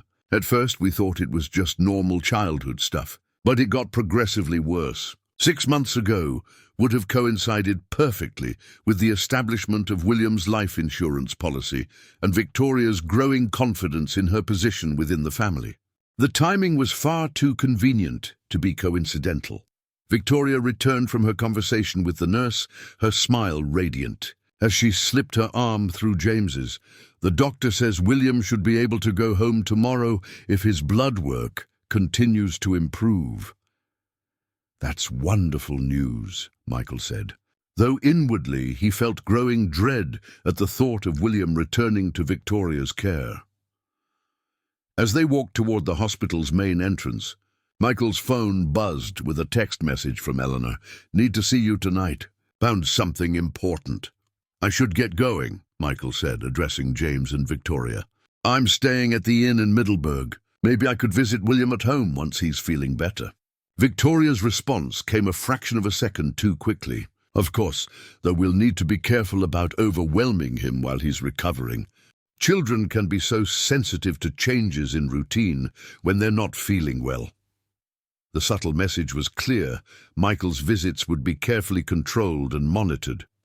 Victoria had no intention of allowing unsupervised access to William, which only strengthened his growing conviction that Eleanor's suspicions were correct. 2 hours later, Michael sat in Eleanor's elegantly appointed living room in her Richmond townhouse, surrounded by documents, photographs, and what appeared to be botanical reference materials spread across every available surface. Eleanor moved through the organized chaos with the focused energy of someone conducting a military campaign. "I've been busy since you left for the hospital," she announced, pouring herself a generous glass of sherry with hands that trembled only slightly. "What I've discovered is worse than we imagined." She handed Michael a folder thick with printouts and photocopied documents. "Victoria Ashford's real name is Victoria Chen. She's been using variations of her identity for at least 15 years, moving from state to state, husband to husband." Michael flipped through the documents, his journalist's eye quickly cataloguing the evidence Eleanor had compiled. Birth certificates with slight variations in spelling, marriage licenses from different states, and most damning of all, death certificates for 4 children whose lives had intersected with Victoria's various identities. "How did you get all this?" Eleanor's smile was grim. 50 years of charity work creates an extensive network of contacts, dear. When you need information discreetly gathered, there's nothing quite like a group of well-connected Southern ladies with a cause." The scope of Victoria's crimes was staggering. According to Eleanor's research, she had married 5 different wealthy widowers over the past 15 years. In each case, The man's children from previous marriages had developed mysterious illnesses within months of the wedding. 4 of those children had died, leaving substantial inheritances that Victoria had collected before disappearing to reinvent herself elsewhere. "The pattern is always the same," Eleanor explained, pointing to a timeline she had constructed on poster board. "She targets recently widowed men with significant wealth and young children. She presents herself as the perfect solution to their grief and parental overwhelm. She gains their trust, marries them quickly, and then begins the systematic poisoning of their children." "What about the fathers? Don't they become suspicious?" "Look at these." Eleanor handed him several newspaper clippings describing the deaths of Victoria's previous stepchildren. In each case, the fathers had been quoted expressing gratitude for Victoria's devoted care and describing their children's deaths as tragic but natural results of rare medical conditions. "She's brilliant at manipulation," Eleanor continued. "She makes the fathers completely dependent on her emotionally, while simultaneously isolating them from anyone who might question her methods. By the time the children die, the fathers see her as their salvation, not their destroyer." Michael studied a photograph of Victoria from a society page in Charlotte, North Carolina, dated 3 years earlier. She was attending a charity gala with a distinguished-looking man identified as Robert Morrison, a wealthy textile manufacturer. According to the accompanying article, Morrison's 8-year-old daughter had recently passed away from a rare metabolic disorder. What happened to Morrison? Suicide? 6 months after his daughter's death? The grief supposedly became too much for him to bear. Victoria inherited everything. His estate was worth approximately $12 million. The casual brutality of Victoria's methods was breathtaking. She didn't just kill children for money, she systematically destroyed entire families, leaving fathers so psychologically shattered that they couldn't survive the loss of their children. "Eleanor, we have to go to the police with this." "With what?" "Circumstantial evidence and suspicions. Victoria has been doing this for 15 years, Michael. She's perfected her methods to the point where everything appears completely natural. The children die of apparently legitimate medical causes. The fathers are too grief-stricken to question anything, and by the time anyone might become suspicious, she's already moved on to her next target." Michael felt the familiar frustration of a journalist who had uncovered a massive story but lacked the definitive proof needed to expose it. "Then what do you suggest?" Eleanor's expression hardened with determination. "We catch her in the act. We document everything, gather physical evidence, and build a case so airtight that even her considerable skills at manipulation can't save her. And if we're wrong, if she really is just a devoted stepmother trying to help a sick child, then William continues to deteriorate under her care until he dies, just like the other 4 children. Michael, we're not talking about the possibility of destroying an innocent woman's reputation. We're talking about the certainty of watching that little boy die if we don't act." The weight of responsibility settled over Michael like a lead blanket. In his years of investigative work, he had exposed corruption, war crimes, and human rights abuses. But he had never faced a situation where his actions, or lack thereof, would directly determine whether a child lived or died. "What do you need me to do?" Eleanor's smile was fierce with determination. "Help me save my grandson. And if we're right about Victoria, help me make sure she never has the chance to destroy another family." As they began planning their investigation, Michael couldn't shake the image of William's frightened eyes from the hospital room.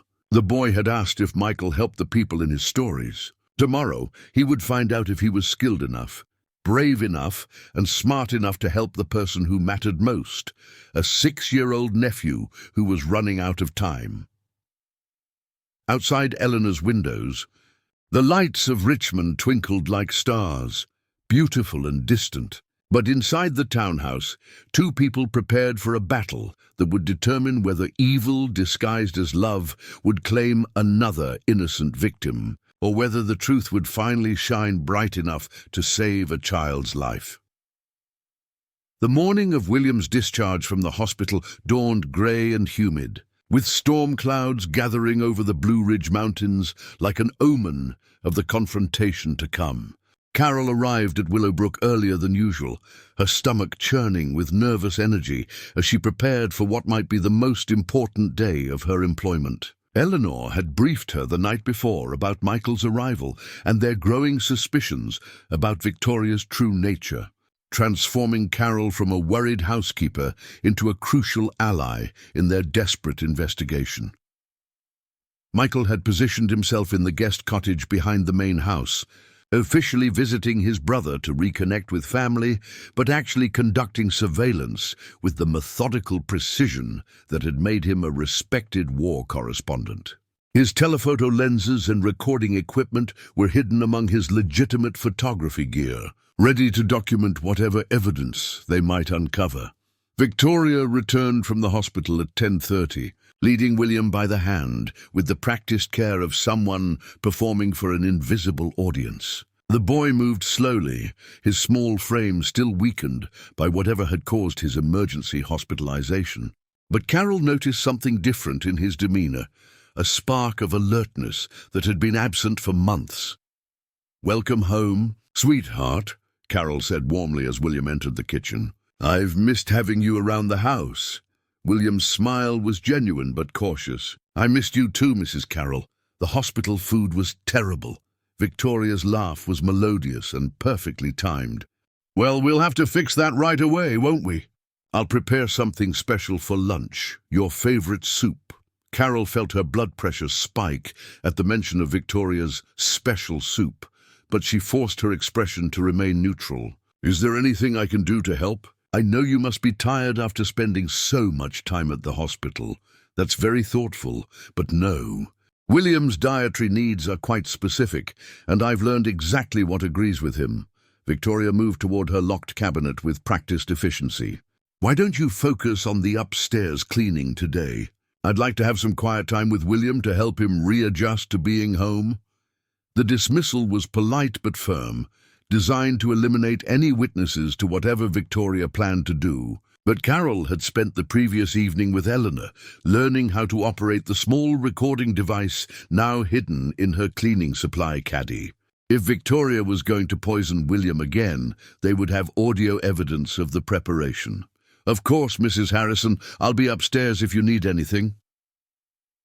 As Carol made her way to the second floor, she activated the recording device and positioned herself where she could observe the kitchen through the banister spindles. William sat at the breakfast table, his legs swinging listlessly as he watched Victoria work with the focused attention of someone who had learned that his survival might depend on staying alert. Victoria's soup preparation was a masterclass in criminal methodology disguised as domestic care.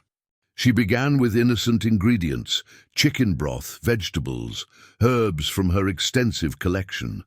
But Carol watched with growing horror as Victoria consulted the small leather journal she kept hidden beneath dish towels, carefully measuring substances from unmarked bottles according to what appeared to be precise formulas.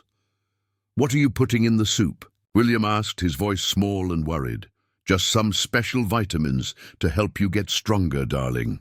Remember what we talked about at the hospital, about taking your medicine so you don't get sick like Mommy did."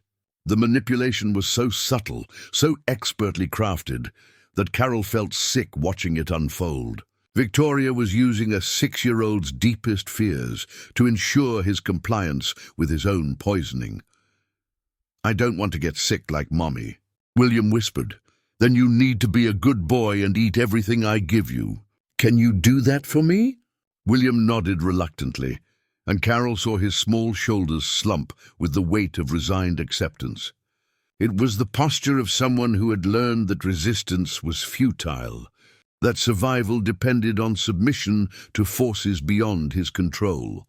From the guest cottage, Michael was documenting Victoria's movements through a high-powered telephoto lens, capturing images of her, consulting the mysterious journal, and adding substances to William's food from containers that weren't part of any normal kitchen inventory. The photographs would serve as crucial evidence, But they needed more. They needed to identify exactly what Victoria was administering and prove that it was harmful. The opportunity came sooner than anyone expected. As Victoria carried the soup to William, she was interrupted by the telephone, James calling from his office with questions about some household matter. While she stepped into the hallway to take the call, William stared at his bowl with obvious dread. Carol made a split-second decision that could have cost her everything. She descended the stairs quickly, grabbed a small glass vial from her cleaning supplies, one Eleanor had provided for exactly this purpose, and managed to collect a sample of the soup before Victoria returned. "I was just checking to see if William needed anything," Carol said as Victoria reappeared, her heart pounding with adrenaline. How thoughtful. "William, sweetheart, your soup is getting cold." As William forced himself to eat the potentially lethal meal, Carol felt each spoonful like a physical blow. But the sample was safely hidden in her supplies, ready to be analyzed by the independent laboratory Eleanor had arranged. Through her network of contacts, the afternoon brought unexpected developments that shifted the investigation into higher gear. Dr. Henley arrived unannounced, his face grim with the weight of the previous night's revelations about Victoria's possible involvement in William's condition.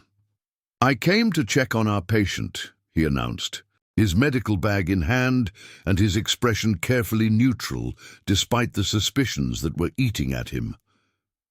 Victoria's reaction was immediate and telling. "Oh, Dr. Henley, how wonderful of you to make a house call. Though I should mention that William had a wonderful checkup with his new specialist in Richmond yesterday, Dr. Patterson." He was very pleased with William's progress.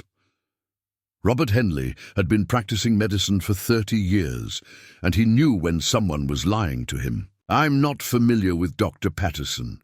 Perhaps you could provide me with his contact information so I can coordinate William's care." "Of course, though I believe he's traveling overseas for the next few weeks. Medical conference in Switzerland, you know how these specialists are."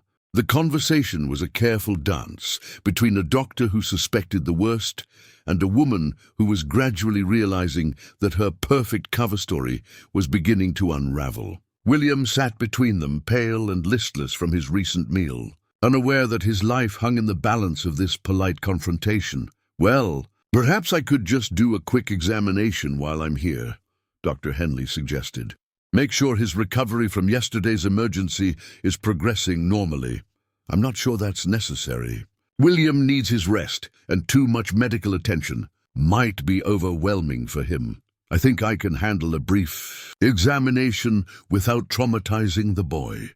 Dr. Henley's tone carried the authority of someone who would not be deterred. As the doctor examined William in the living room, Carol positioned herself where she could observe while maintaining the pretense of dusting nearby furniture. Victoria hovered like a hawk, watching every interaction between doctor and patient with barely concealed anxiety. Dr. Henley's examination was thorough and methodical, his experienced hands checking for signs that might not be apparent to casual observation. What he found confirmed his worst fears: enlarged lymph nodes, irregular heartbeat, and neurological responses that suggested systematic toxin exposure. "Mrs. Harrison," he said carefully, "I'd like to run some additional blood work. William's presentation is unusual. I don't think that's necessary. As I mentioned, his specialist in Richmond has been monitoring his condition very closely. Nevertheless, as his primary care physician, I believe follow-up testing is warranted." The standoff was interrupted by Michael's arrival, ostensibly to check on his nephew's homecoming, but actually to support Dr. Henley in what was becoming a confrontation. "How's our patient feeling?" Michael asked with forced cheerfulness, though his eyes were sharp with assessment as he took in the scene. "Uncle Michael!" William's face brightened with genuine pleasure, the first real smile Carol had seen from the boy in weeks. "Hey there, kiddo. You're looking better than you did in the hospital." Victoria's expression tightened almost imperceptibly. "William really should be resting. Perhaps visits could wait until tomorrow. Actually, I was hoping to spend some time with him this afternoon. We have a lot of catching up to do." Michael's tone was pleasant but firm, and Carol could see Victoria calculating the social cost of denying her uncle access to his nephew. "Of course," she said finally, "though I'll need to prepare his afternoon medication soon." Dr. Henley seized the opening. "What medication is he currently taking?" "I don't have any prescriptions on file. Natural supplements recommended by his specialist. Nothing that would interact with traditional medications. I'd still like to review them, if you don't mind." "Professional courtesy." Victoria's pause lasted a fraction of a second too long. "I'm afraid I left the paperwork at the hospital, but I can call Dr. Patterson's office and have them fax over his recommendations." The lies were becoming more elaborate and less credible with each exchange. Dr. Henley, Michael, and Carol all recognized that Victoria was trapped in a web of deception that was beginning to unravel under scrutiny. The afternoon reached its climax when Eleanor arrived unexpectedly, her timing perfect and her manner suggesting someone prepared for battle. "I thought I'd stop by to see how William is settling in at home," she announced, sweeping into the living room with the authority of someone who belonged in any space she chose to occupy. Victoria's composure finally began to crack. The arrival of Eleanor, combined with the presence of Dr. Henley and Michael, created a coalition of observers that would be impossible to manage or manipulate. "Mother Harrison, what a surprise. I wasn't expecting you today." "I'm sure you weren't," Eleanor replied with a smile that was sharp enough to cut glass. "William, darling, come give your grandmother a hug." As William rushed into Eleanor's arms, Carol noticed how much stronger and more alert he seemed compared to his condition that morning. The hospital stay had allowed his body to clear some of whatever toxins Victoria had been administering, giving him a temporary reprieve that made the contrast with his usual condition even more stark. "You look wonderful, sweetheart," Eleanor said, holding him close, while her eyes met Michael's over the boy's head. The silent communication between them confirmed what they had all begun to suspect. William's improvement during his brief time away from Victoria's care was proof that his illness was not natural. "I feel better, grandmother. The soup made me sleepy but not sick like usual." The innocent comment hit the room like a grenade. Victoria's face went white, Dr. Henley's expression hardened with understanding, and Michael felt the final pieces of their investigation clicking into place. "What do you mean, not sick like usual, sweetheart?" Eleanor asked gently. Before William could answer, Victoria intervened with desperate efficiency. "He's confused, poor darling. Sometimes the medications make him feel drowsy, and he associates that with feeling unwell. But the damage was done." William had inadvertently revealed that feeling sick after eating was normal for him, that the soup Victoria prepared as medicine typically made him feel worse rather than better. Dr. Henley stood up with the decisive movement of someone who had reached a medical conclusion. "Mrs. Harrison, I'm going to insist on those blood tests. Today." "That really isn't necessary." "It's not a request." His tone carried the full weight of his medical authority and 30 years of experience dealing with difficult situations. "I'm concerned about William's condition, and I have an obligation to ensure he receives appropriate medical care." Victoria found herself surrounded by people who were no longer willing to accept her explanations or defer to her supposed expertise. The perfect facade she had maintained for 2 years was crumbling under the weight of professional scrutiny and family concern. "Perhaps we should discuss this privately," she suggested, her voice strained with the effort of maintaining control. "I think we've moved beyond private discussions," Eleanor said firmly. "William's welfare is the only consideration that matters here." As the adults faced off in the living room, William sat quietly in Eleanor's lap, sensing the tension but not understanding its source. Carol continued her cleaning nearby, her recording device capturing every word of what might prove to be Victoria's final performance as the devoted stepmother. The storm clouds that had been gathering all day finally opened, sending rain against the windows of Willowbrook in a rhythm that matched Carol's racing heartbeat. The investigation that had begun with her quiet observations was now approaching its climax, and she could only pray that they had gathered enough evidence to save William before Victoria realized how thoroughly her cover had been blown. In the guest cottage, Michael's telephoto lenses captured images of Victoria's increasingly desperate expressions, documenting the moment when a master manipulator began to understand that her perfect crime was about to be exposed. The endgame had begun. The tension in Willowbrook's grand living room was palpable as the various players in this deadly game found themselves forced into direct confrontation. Rain continued to lash against the tall windows, creating a steady percussion that seemed to underscore the brewing storm inside the house. Victoria stood near the fireplace, her usual poise beginning to show cracks under the sustained pressure from Dr. Henley, Eleanor, and Michael, while William remained curled in his grandmother's lap, drowsy from his recent meal, but more alert than he had been in months. The laboratory results that Eleanor had expedited through her network of contacts would not be available until morning, but Dr. Henley had decided that waiting was no longer an option. William's inadvertent revelation about feeling sick like usual after Victoria's meals had provided the opening he needed to assert his medical authority. "Victoria," Dr. Henley said with careful precision, "I need you to provide me with a complete list of everything you've been giving William. Every supplement, every herbal remedy, every substance that has entered his system under your care." Victoria's smile remained in place, but Carol noticed how her hands had begun to tremble almost imperceptibly. "Of course, Doctor. Though, as I mentioned, most of his current regimen was prescribed by the specialist in Richmond. I'd hate to provide incomplete information. Then provide what you can. I'm particularly interested in the contents of that locked cabinet in the kitchen." The direct challenge sent a visible shock through Victoria's composure. Her eyes darted toward the kitchen, then back to Dr. Henley's implacable face, as if calculating how much he might already know.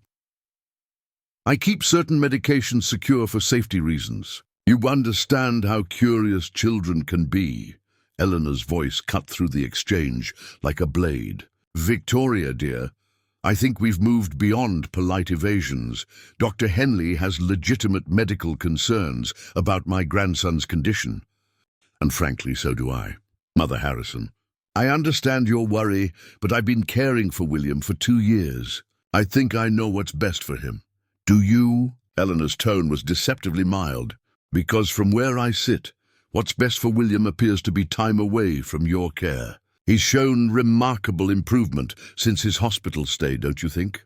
The accusation hung in the air like smoke from a gun that had just been fired. Victoria's mask finally began to slip, revealing glimpses of something cold and calculating beneath the surface of maternal concern.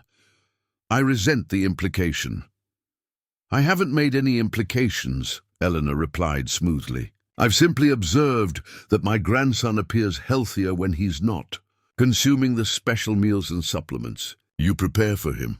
Michael had been watching the exchange with the trained eye of someone who had interviewed both victims and perpetrators of unspeakable crimes. Victoria's body language was shifting from defensive to predatory, and he recognized the moment when a cornered individual began to consider more desperate measures.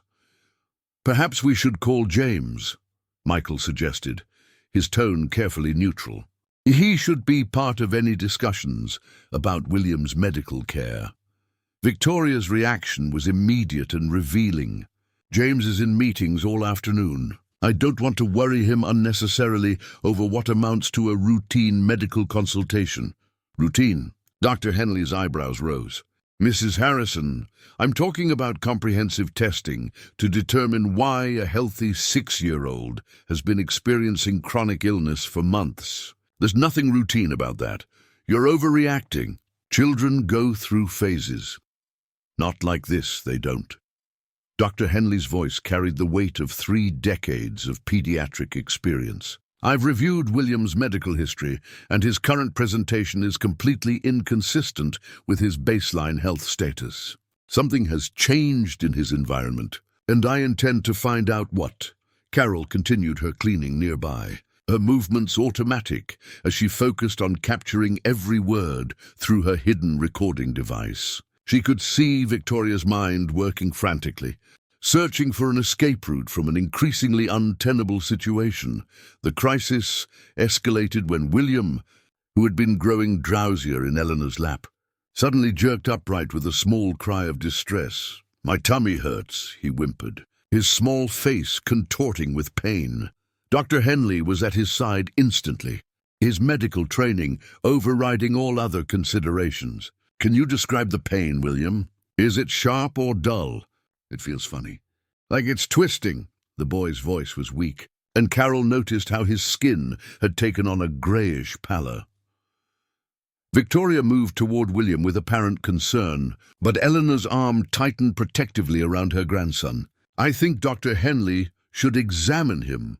"Of course, but I know his symptoms better than anyone. This is just his usual digestive sensitivity." "No." Eleanor's voice carried absolute authority. "Dr. Henley is his physician, and he will handle this." As Dr. Henley began examining William, his face grew increasingly grave. The boy's pulse was irregular, his pupils showed signs of toxin exposure, and his neurological responses were consistent with systematic poisoning. "We need to get him to the hospital immediately," Dr. Henley announced, his calm professional demeanor barely concealing his urgency. "That's not necessary," Victoria protested. "These episodes always pass. He just needs to rest. Mrs. Harrison, this child is showing signs of acute toxicity. I'm not asking for your permission. I'm informing you of my medical judgment." The room erupted into controlled chaos as Dr. Henley called for an ambulance, while Eleanor gathered William's jacket and Michael positioned himself between Victoria and the exits. Carol abandoned any pretense of cleaning and moved closer to the group, her maternal instincts fully engaged. Victoria's facade finally shattered completely. "You people have no idea what you're interfering with," she snarled, her voice losing all traces of the cultured sweetness that had charmed James into marriage. "That boy is my responsibility, and I won't have his care undermined by a collection of meddling busybodies." "Your responsibility?" Eleanor's voice was dangerously quiet. "Victoria, dear, I think it's time we had an honest conversation about exactly what your responsibilities have entailed." Michael stepped forward, his journalist's instincts recognizing the moment when a subject was about to either confess or attempt to flee. "Victoria, I've spent the last 24 hours researching your background. I know about Charlotte, about Robert Morrison and his daughter. I know about the other families." The color drained from Victoria's face as she realized that her carefully constructed identity had been penetrated. "I don't know what you're talking about." Victoria Chen, originally from Sacramento, California. Married name Morrison in Charlotte, North Carolina. Before that, Victoria Adams in Atlanta, Georgia. Should I continue? The sound of approaching sirens filled the brief silence that followed Michael's revelation. Victoria's eyes darted between the faces surrounding her, calculating odds and escape routes with the desperate efficiency of someone whose elaborate deception was collapsing. "You can't prove anything," she said finally, but her voice lacked conviction. "Actually, we can." Eleanor's smile was triumphant and cold. "The soup sample Carol collected this afternoon is being analyzed by an independent laboratory. By tomorrow morning, we'll know exactly what you've been feeding my grandson."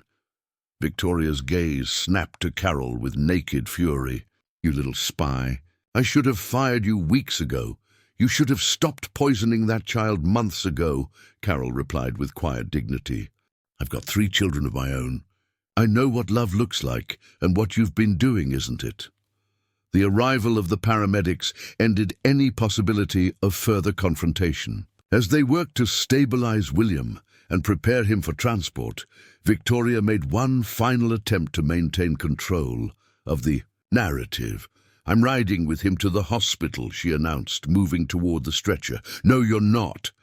Dr. Henley's voice was implacable. "As his physician, I'm limiting access to immediate family only. Mrs. Eleanor Harrison and Mr. Michael Harrison may accompany the patient. I'm his stepmother, and you're also the person who may have caused his current condition. Until we determine exactly what's wrong with William, you're not going anywhere near him." As the paramedics wheeled William toward the ambulance, he reached weakly for Carol's hand. "Mrs. Carroll, will you tell my daddy what happened?" Carol squeezed his small fingers gently. "I'll tell him everything, sweetheart. Everything's going to be okay now." As the ambulance pulled away with Eleanor and Michael accompanying William, Victoria found herself alone in the grand living room of Willowbrook, with only Carol for company. The transformation was immediate and chilling. The mask of maternal concern vanished entirely, replaced by cold calculation and barely controlled rage. "You have no idea what you've done," Victoria said quietly, her voice carrying a menace that made Carol's skin crawl. "I know exactly what I've done. I've helped save that little boy's life." Victoria's laugh was bitter and devoid of any human warmth. "Save him? You've condemned him. Do you think James will believe your ridiculous conspiracy theories over the word of his wife? Do you think anyone will?" Carol felt a chill of doubt, but she pushed it aside. "The evidence will speak for itself." "What evidence? Some soup samples that could have been contaminated by anyone? Some photographs of me cooking in my own kitchen? You have nothing concrete, nothing that proves intent. We have William's improvement when he's away from your care. We have your false background and the pattern of dead children following your marriages. You have suspicions and coincidences. Nothing more?" Victoria moved closer, her presence suddenly predatory. "And even if you could prove something, which you can't, it would destroy James completely. Is that what you want? To shatter the life of a man who's already lost one wife and might lose his only child?" The psychological manipulation was expertly crafted, designed to exploit Carol's compassion and create doubt about the righteousness of their cause. But Carol had seen too much, documented too many incidents, to be swayed by Victoria's desperate attempts at mind games. "James will survive the truth. William might not survive your lies." Victoria's eyes flashed with something that might have been admiration for Carol's resistance to manipulation. "You're stronger than I gave you credit for. Too bad you're also too stupid to know when you're outmatched." The threat was subtle but unmistakable. Carol realized that she was alone in a house with someone who had already demonstrated a willingness to kill children for money, and who now viewed her as an obstacle to be eliminated. "I should go," Carol said, moving toward her cleaning supplies and the safety of the kitchen. "Yes, you should. And Carol, when the police investigate what happened here today, I'll be sure to mention how distressed you seemed, how you talked about your financial problems, how desperate you were to keep this job even if it meant making up stories about the family." The implication was clear. Victoria was already constructing a narrative that would paint Carol as an unstable woman whose accusations were motivated by desperation rather than genuine concern for William's welfare. But as Carol gathered her things and prepared to leave Willowbrook, possibly for the last time, she felt no regret about the choices she had made. Somewhere in that hospital, a little boy was getting the medical attention he needed to survive, and the truth about his stepmother's crimes was finally beginning to emerge.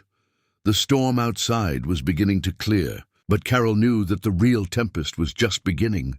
Victoria's perfect cover was blown, but a cornered predator was often at its most dangerous. The next 24 hours would determine whether justice would finally be served, or whether Victoria's skills at manipulation would allow her to escape consequences once again.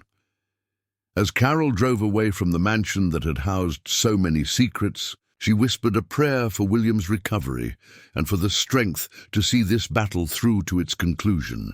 The little boy with the ancient eyes deserved nothing less than the truth, no matter how many lives it might shatter in the process.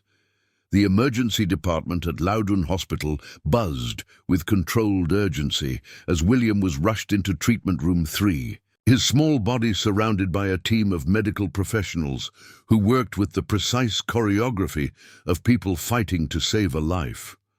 Dr. Sarah Chen, the emergency physician who had treated William during his previous visit, took one look at his deteriorating condition and immediately ordered a comprehensive toxicology screen along with aggressive supportive care.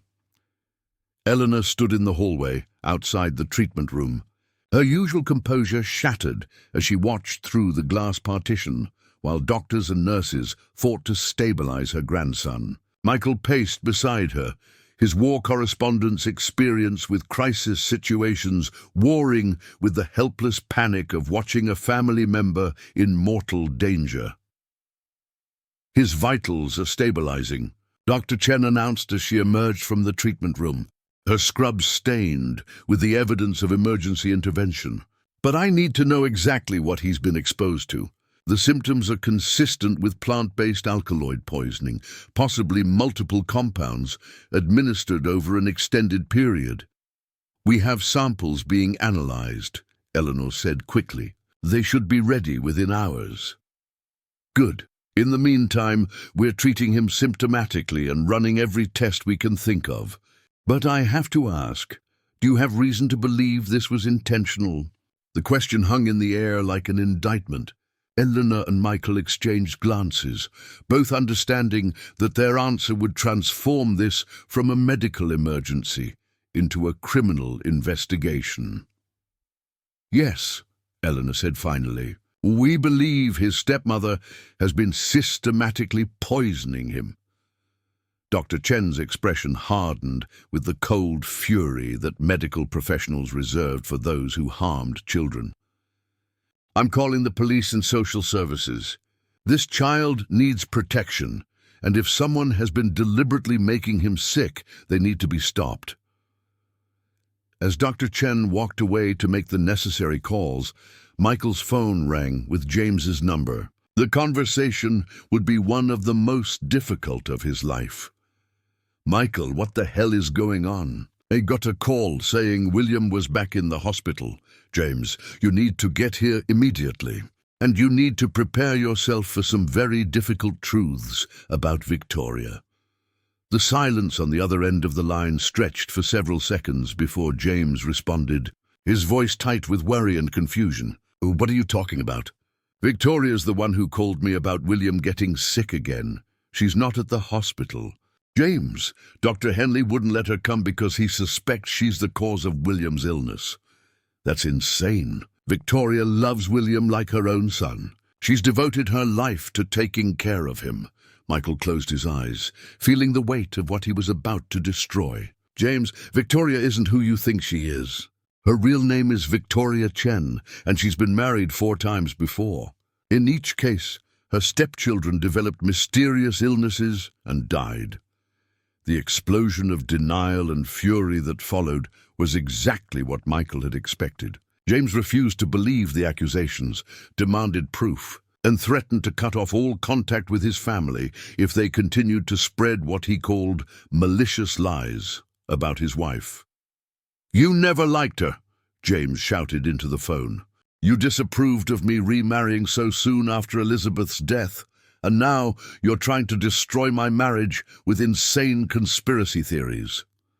"James, please, just come to the hospital and listen to what the doctors have to say. William is fighting for his life right now." The line went dead. Michael stared at his phone, realizing that Victoria's psychological manipulation of his brother was so complete that James might choose to defend her even in the face of overwhelming evidence. Meanwhile, at Willowbrook, Victoria was implementing what appeared to be a carefully planned contingency strategy.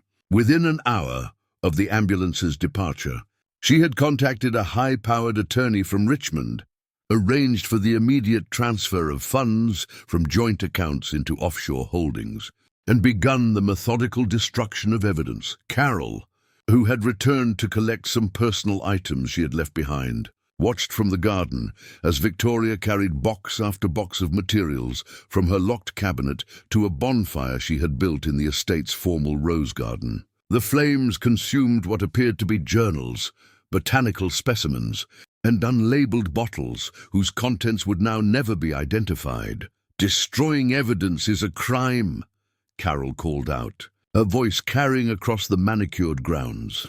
Victoria looked up from feeding papers to the fire, her face illuminated by the orange flames in a way that made her appear demonic. "Cleaning out old herbs and expired supplements is hardly criminal, though I suppose someone with your overactive imagination might see sinister motives in simple housekeeping."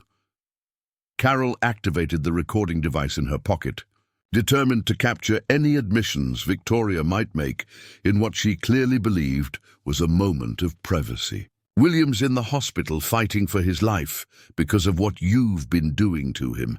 William is in the hospital because a collection of paranoid busybodies convinced themselves that a grieving child's natural health problems were somehow my fault." Victoria's voice carried no emotion beyond irritation at the inconvenience. "Poor boy has been struggling with psychological issues since his mother died. It's hardly surprising that stress would manifest as physical symptoms. You've been poisoning him systematically for months. The laboratory analysis will prove it." Victoria's laugh was genuinely amused. "With what? Some soup samples that could have been contaminated by anyone? Do you have any idea how easy it would be to discredit that evidence? A disgruntled housekeeper with financial problems looking for someone to blame for her own failures." The casual confidence with which Victoria dismissed the threat of exposure was chilling. Carol realized that this woman had been playing a much longer game than any of them had imagined, with contingency plans for every possible scenario. "The police are already involved. They'll want to question you about William's condition, and I'll cooperate completely, as any concerned stepmother would. I'll express my shock and horror that anyone could suggest I would harm a child I love. I'll provide character references from dozens of people who can attest to my devotion to William's welfare." Victoria fed another handful of papers to the flames. "By the time I'm finished, you and your conspiracy-minded friends will look like the delusional troublemakers you are." Carol felt a chill of recognition. Victoria wasn't panicking or making desperate mistakes. She was implementing a strategy she had clearly used before, probably multiple times. The destruction of evidence wasn't frantic. It was methodical and thorough. "What about the other children? The ones who died after you married their fathers?" For the first time, Victoria's composure showed a crack. Her hands stilled in their feeding of the fire, and her eyes focused on Carol with laser intensity. "I don't know what you're talking about." "Robert Morrison's daughter in Charlotte, the textile manufacturer who committed suicide after his child died. The others in Georgia and South Carolina. We know about all of them." Victoria's smile was cold and predatory. "You know about some unfortunate coincidences involving grieving families. That's hardly the same thing as evidence of wrongdoing. How do you sleep at night, knowing what you've done to those children?" "I sleep very well, thank you. On Egyptian cotton sheets in a climate-controlled room, without the financial worries that seem to plague working-class women like yourself." The casual cruelty of the response revealed more about Victoria's true nature than any dramatic confession could have. Carol realized she was looking at someone who genuinely felt no remorse for the deaths she had caused, who viewed her victims as nothing more than obstacles to the lifestyle she felt entitled to maintain. The conversation was interrupted by the arrival of James's Mercedes, its tires throwing gravel as it screeched to a halt in the circular drive. James emerged from the car like a man possessed, his usually immaculate appearance disheveled, and his face twisted with anguish. "Victoria!" He rushed toward the rose garden, stopping short when he saw the bonfire and the evidence of systematic destruction. "What are you doing?" Victoria's transformation was instantaneous and complete. The cold predator vanished, replaced by the vulnerable woman who had captured James's heart during his darkest hour of grief. Tears appeared in her eyes, as if summoned by will alone, and her voice trembled with perfectly calibrated emotion. "Oh, James, thank God you're here. These people have been saying terrible things about me.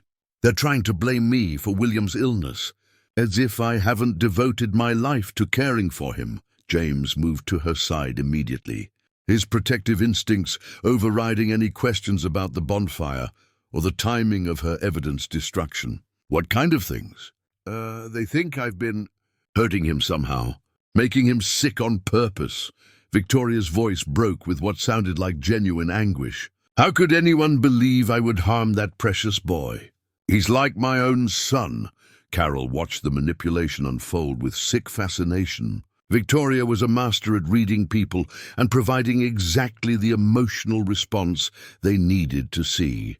James, drowning in guilt over his absence during William's illness, desperately wanted to believe that his wife was the devoted stepmother she appeared to be. "That's insane," James said, pulling Victoria into his arms. "Anyone who knows you can see how much you love William. They have this crazy theory that I'm some kind of serial killer who targets children." Victoria's laugh was broken and bitter. "As if I would ever hurt a child, as if I haven't spent every day trying to help William get better." Carol couldn't remain silent any longer. "James, she's lying to you. We have evidence. You have nothing." James whirled on Carol with fury that was partially grief and partially terror at the possibility that his whole world might be built on lies. "You're a bitter, resentful woman who's been eavesdropping and making up stories because you can't stand to see a successful family. Your son is in the hospital fighting for his life because your wife has been poisoning him with plant alkaloids for months. The doctors are running tests that will prove it. Get off my property now, and if you spread any more of these lies about my wife, I'll sue you for everything you're worth." As Carol gathered her things and prepared to leave Willowbrook for what she knew would be the last time, she felt the crushing weight of defeat. Victoria's psychological hold over James was so complete that he would rather destroy anyone who threatened her than face the possibility that he had married his son's would-be killer. But as she drove away from the mansion, Carol's phone rang with a call from Eleanor. "The laboratory results are in." Eleanor's voice was grim but triumphant. William's soup contained lethal levels of digitalis, aconitine, and ricin. "We have our proof, Carol. Victoria is going to prison for attempted murder." The evidence was finally overwhelming and undeniable. But as Carol looked back at Willowbrook in her rearview mirror, where James still held his wife while she wept crocodile tears in his arms, she wondered if the truth would be enough to penetrate the web of deception Victoria had spent 2 years weaving around a grieving father's heart. The final battle was about to begin, and everything would depend on whether love could triumph over manipulation, and whether justice could prevail over a killer's carefully crafted lies. The dawn of the final confrontation broke grey and cold over Loudoun County, with frost covering the rolling hills like a shroud over the secrets that had festered at Willowbrook for 2 years. At the hospital, William's condition had stabilized after 18 hours of aggressive treatment to flush the cocktail of plant toxins from his small body. The laboratory results that Eleanor had expedited through her network of contacts provided irrefutable evidence of systematic poisoning, levels of digitalis, aconitine, and ricin that would have been fatal if administered in larger doses.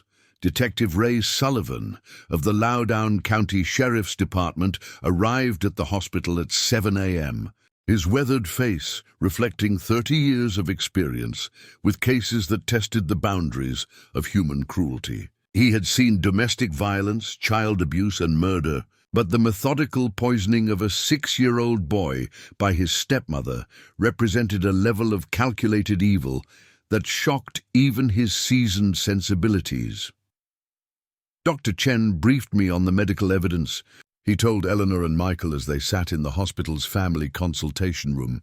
Combined with the background research you've provided, we have more than enough for an arrest warrant. The question is whether we can make it stick in court. Eleanor's expression was grim but determined. What do you need from us? Testimony about your observations, the physical evidence you've collected, and most importantly, cooperation from the child's father. Without James Harrison's support, Victoria's defense team will paint this as a conspiracy by disgruntled family members. Michael felt his stomach clench with apprehension. My brother is completely under her influence. Yesterday, he threatened to cut off all contact with the family, rather than believe the accusations against Victoria. Then we'll have to hope that seeing his son fight for his life might crack through whatever hold she has on him. The confrontation came sooner than anyone expected. James arrived at the hospital at 8:30, his face haggard from a sleepless night and his usually immaculate appearance showing signs of profound distress. Victoria accompanied him, playing her role as the concerned stepmother with Oscar-worthy precision. She carried flowers for William's room and wore the perfect expression of maternal worry that had fooled everyone for 2 years. But Dr. Chen was waiting for them with Detective Sullivan and the laboratory results that would shatter Victoria's carefully constructed facade forever. Mr. Harrison, I need to speak with you privately, Dr. Chen said as James and Victoria approached the nurse's station. Whatever you need to say, you can say in front of my wife, James replied, his arm protectively around Victoria's shoulders. Sir, this concerns potential criminal activity. I strongly recommend that Mrs. Harrison wait in the family lounge while we discuss your son's condition. Victoria's performance was flawless, the slight widening of her eyes, the tremor in her voice as she spoke.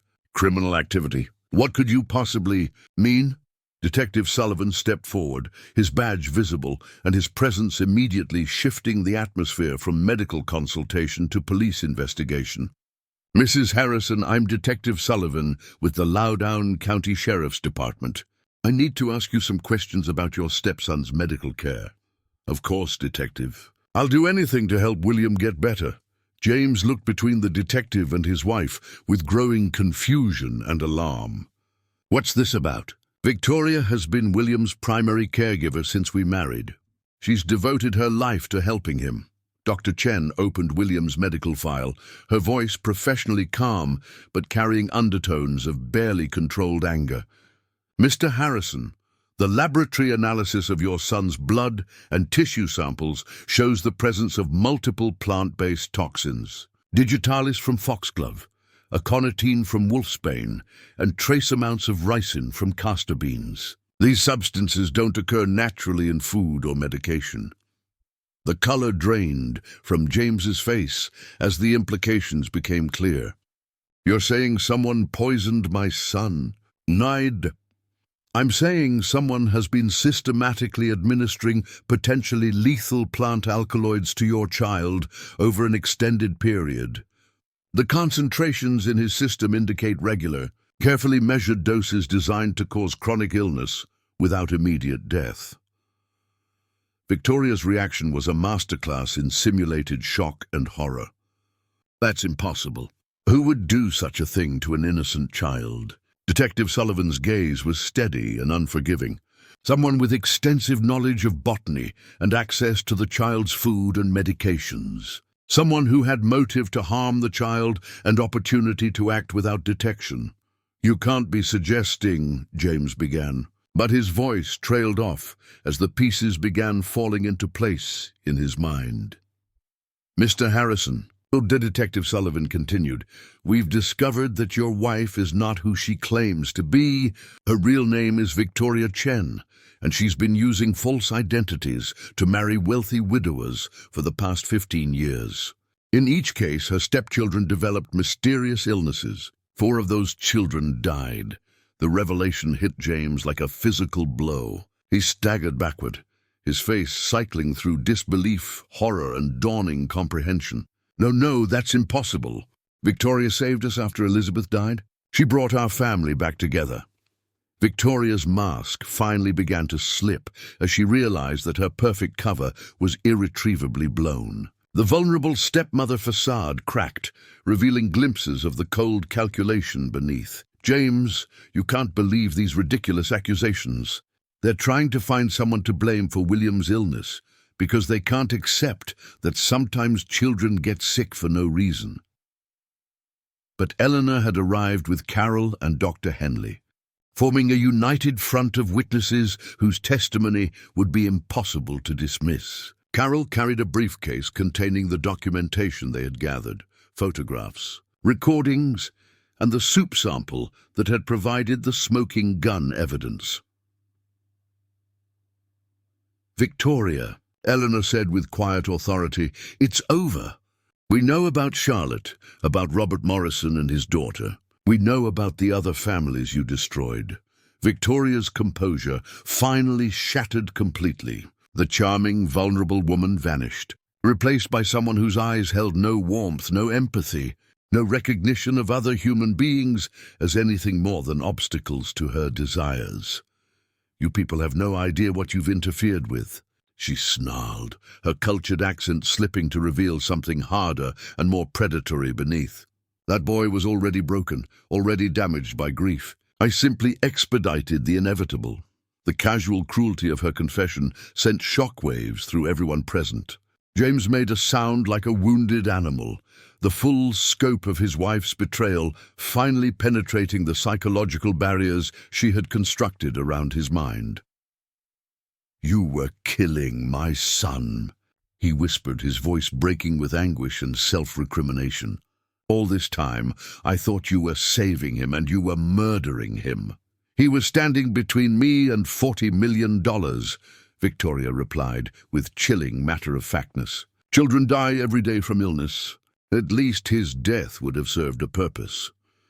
Detective Sullivan moved forward with handcuffs, but Victoria wasn't finished with her psychological warfare. "James, darling, you need to think carefully about what happens next. If you cooperate with these people, William's entire trust fund will be consumed by legal fees and scandal. But if you support me, if you help me fight these charges, we can still salvage something from this situation.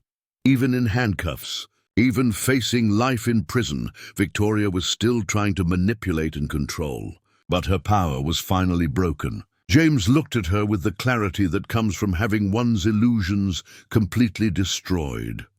"Get her away from my son," he said quietly. "Get her away from my family?" As Detective Sullivan led Victoria toward the elevator, she made one final attempt to maintain control. "You'll regret this, James. When William dies anyway because you've destroyed his primary caregiver, when you're drowning in guilt and legal bills, remember that you chose to believe strangers over the woman who loved you." But her words no longer carried any power. The spell was broken, the manipulation exposed, and the truth finally free to shine light into the darkness that had nearly consumed the Harrison family. In the weeks that followed, as William slowly recovered his strength and vitality under proper medical care, the full scope of Victoria's crimes began to emerge. Police investigations in multiple states revealed a pattern of calculated murder that spanned 15 years and 4 previous identities. 7 children had died under her care, their deaths so expertly staged as natural causes that no one had suspected foul play until Eleanor's investigation connected the dots. Carol was vindicated completely, her observations and documentation proving crucial to the prosecution's case. James, devastated by guilt over his blindness to his son's suffering, threw himself into William's recovery with the desperate intensity of someone seeking redemption. The boy himself, freed from the constant influx of toxins that had been slowly killing him, began to bloom like a flower finally given proper sunlight. His laughter returned to Willowbrook's halls. His appetite recovered, and most importantly, the fearful wariness that had characterized his interactions with adults began to fade. Eleanor moved back to Willowbrook to help with William's care. her protective presence ensuring that no one would ever again have the opportunity to harm her grandson. Michael extended his stay indefinitely, finally embracing the family responsibilities he had spent years avoiding. Dr. Henley worked closely with specialists to repair the damage Victoria's poisons had done to William's developing body, and gradually the boy's health returned to normal parameters. The nightmares about medicine time faded, replaced by dreams of adventure and discovery that were appropriate for his age. Victoria Chen was convicted on 7 counts of murder and 1 count of attempted murder, receiving 7 consecutive life sentences without the possibility of parole. Her trial became a sensation in legal circles, studied as an example of how sophisticated psychological manipulation could allow a predator to operate undetected for years. But for the Harrison family, the most important outcome was simpler and more profound. On a spring morning, 6 months after Victoria's arrest, Carol, who had been hired back as William's nanny rather than just a housekeeper, watched from the kitchen window as James and William worked together in the garden, planting new flowers to replace the roses that Victoria had destroyed. William looked up at his father with bright, healthy eyes and asked, "Daddy, why do people hurt children?" James knelt down to his son's level, his face reflecting the hard-won wisdom that comes from surviving betrayal and learning to love again. "Some people are broken inside, son, but that's why we have people like Mrs. Carroll and Grandmother Eleanor and Uncle Michael to protect children and make sure they're safe." "And you," William said with the absolute trust that children reserve for the adults who have proven themselves worthy of it. "You protect me too." "Yes," James said, his voice thick with emotion and determination. "I protect you too. And I promise you, William, that no one will ever hurt you again." As Carol watched father and son work together in the renewed garden of Willowbrook, she felt the satisfaction that comes from knowing that sometimes justice prevails and innocence is protected. The mansion's atmosphere had transformed completely, the heavy air of secrets and lies replaced by the lighter energy of truth and healing. The Harrison family had been tested by evil and emerged stronger, their bonds forged in the crucible of near tragedy and tempered by the knowledge that love, when properly vigilant, can triumph over even the most sophisticated deception. In the distance, the Blue Ridge Mountains stood eternal and unchanging, witnesses to the cycle of darkness and light that defines human existence. But at Willowbrook, in the heart of Virginia's rolling countryside, light had finally won. Give it a thumbs up. Subscribe to the channel, hit the notification bell, and if you watched until here, comment "I watched until here" and leave your opinion about this story. Oh, and don't forget to watch the next video that appears on the end screen. It's very exciting for you.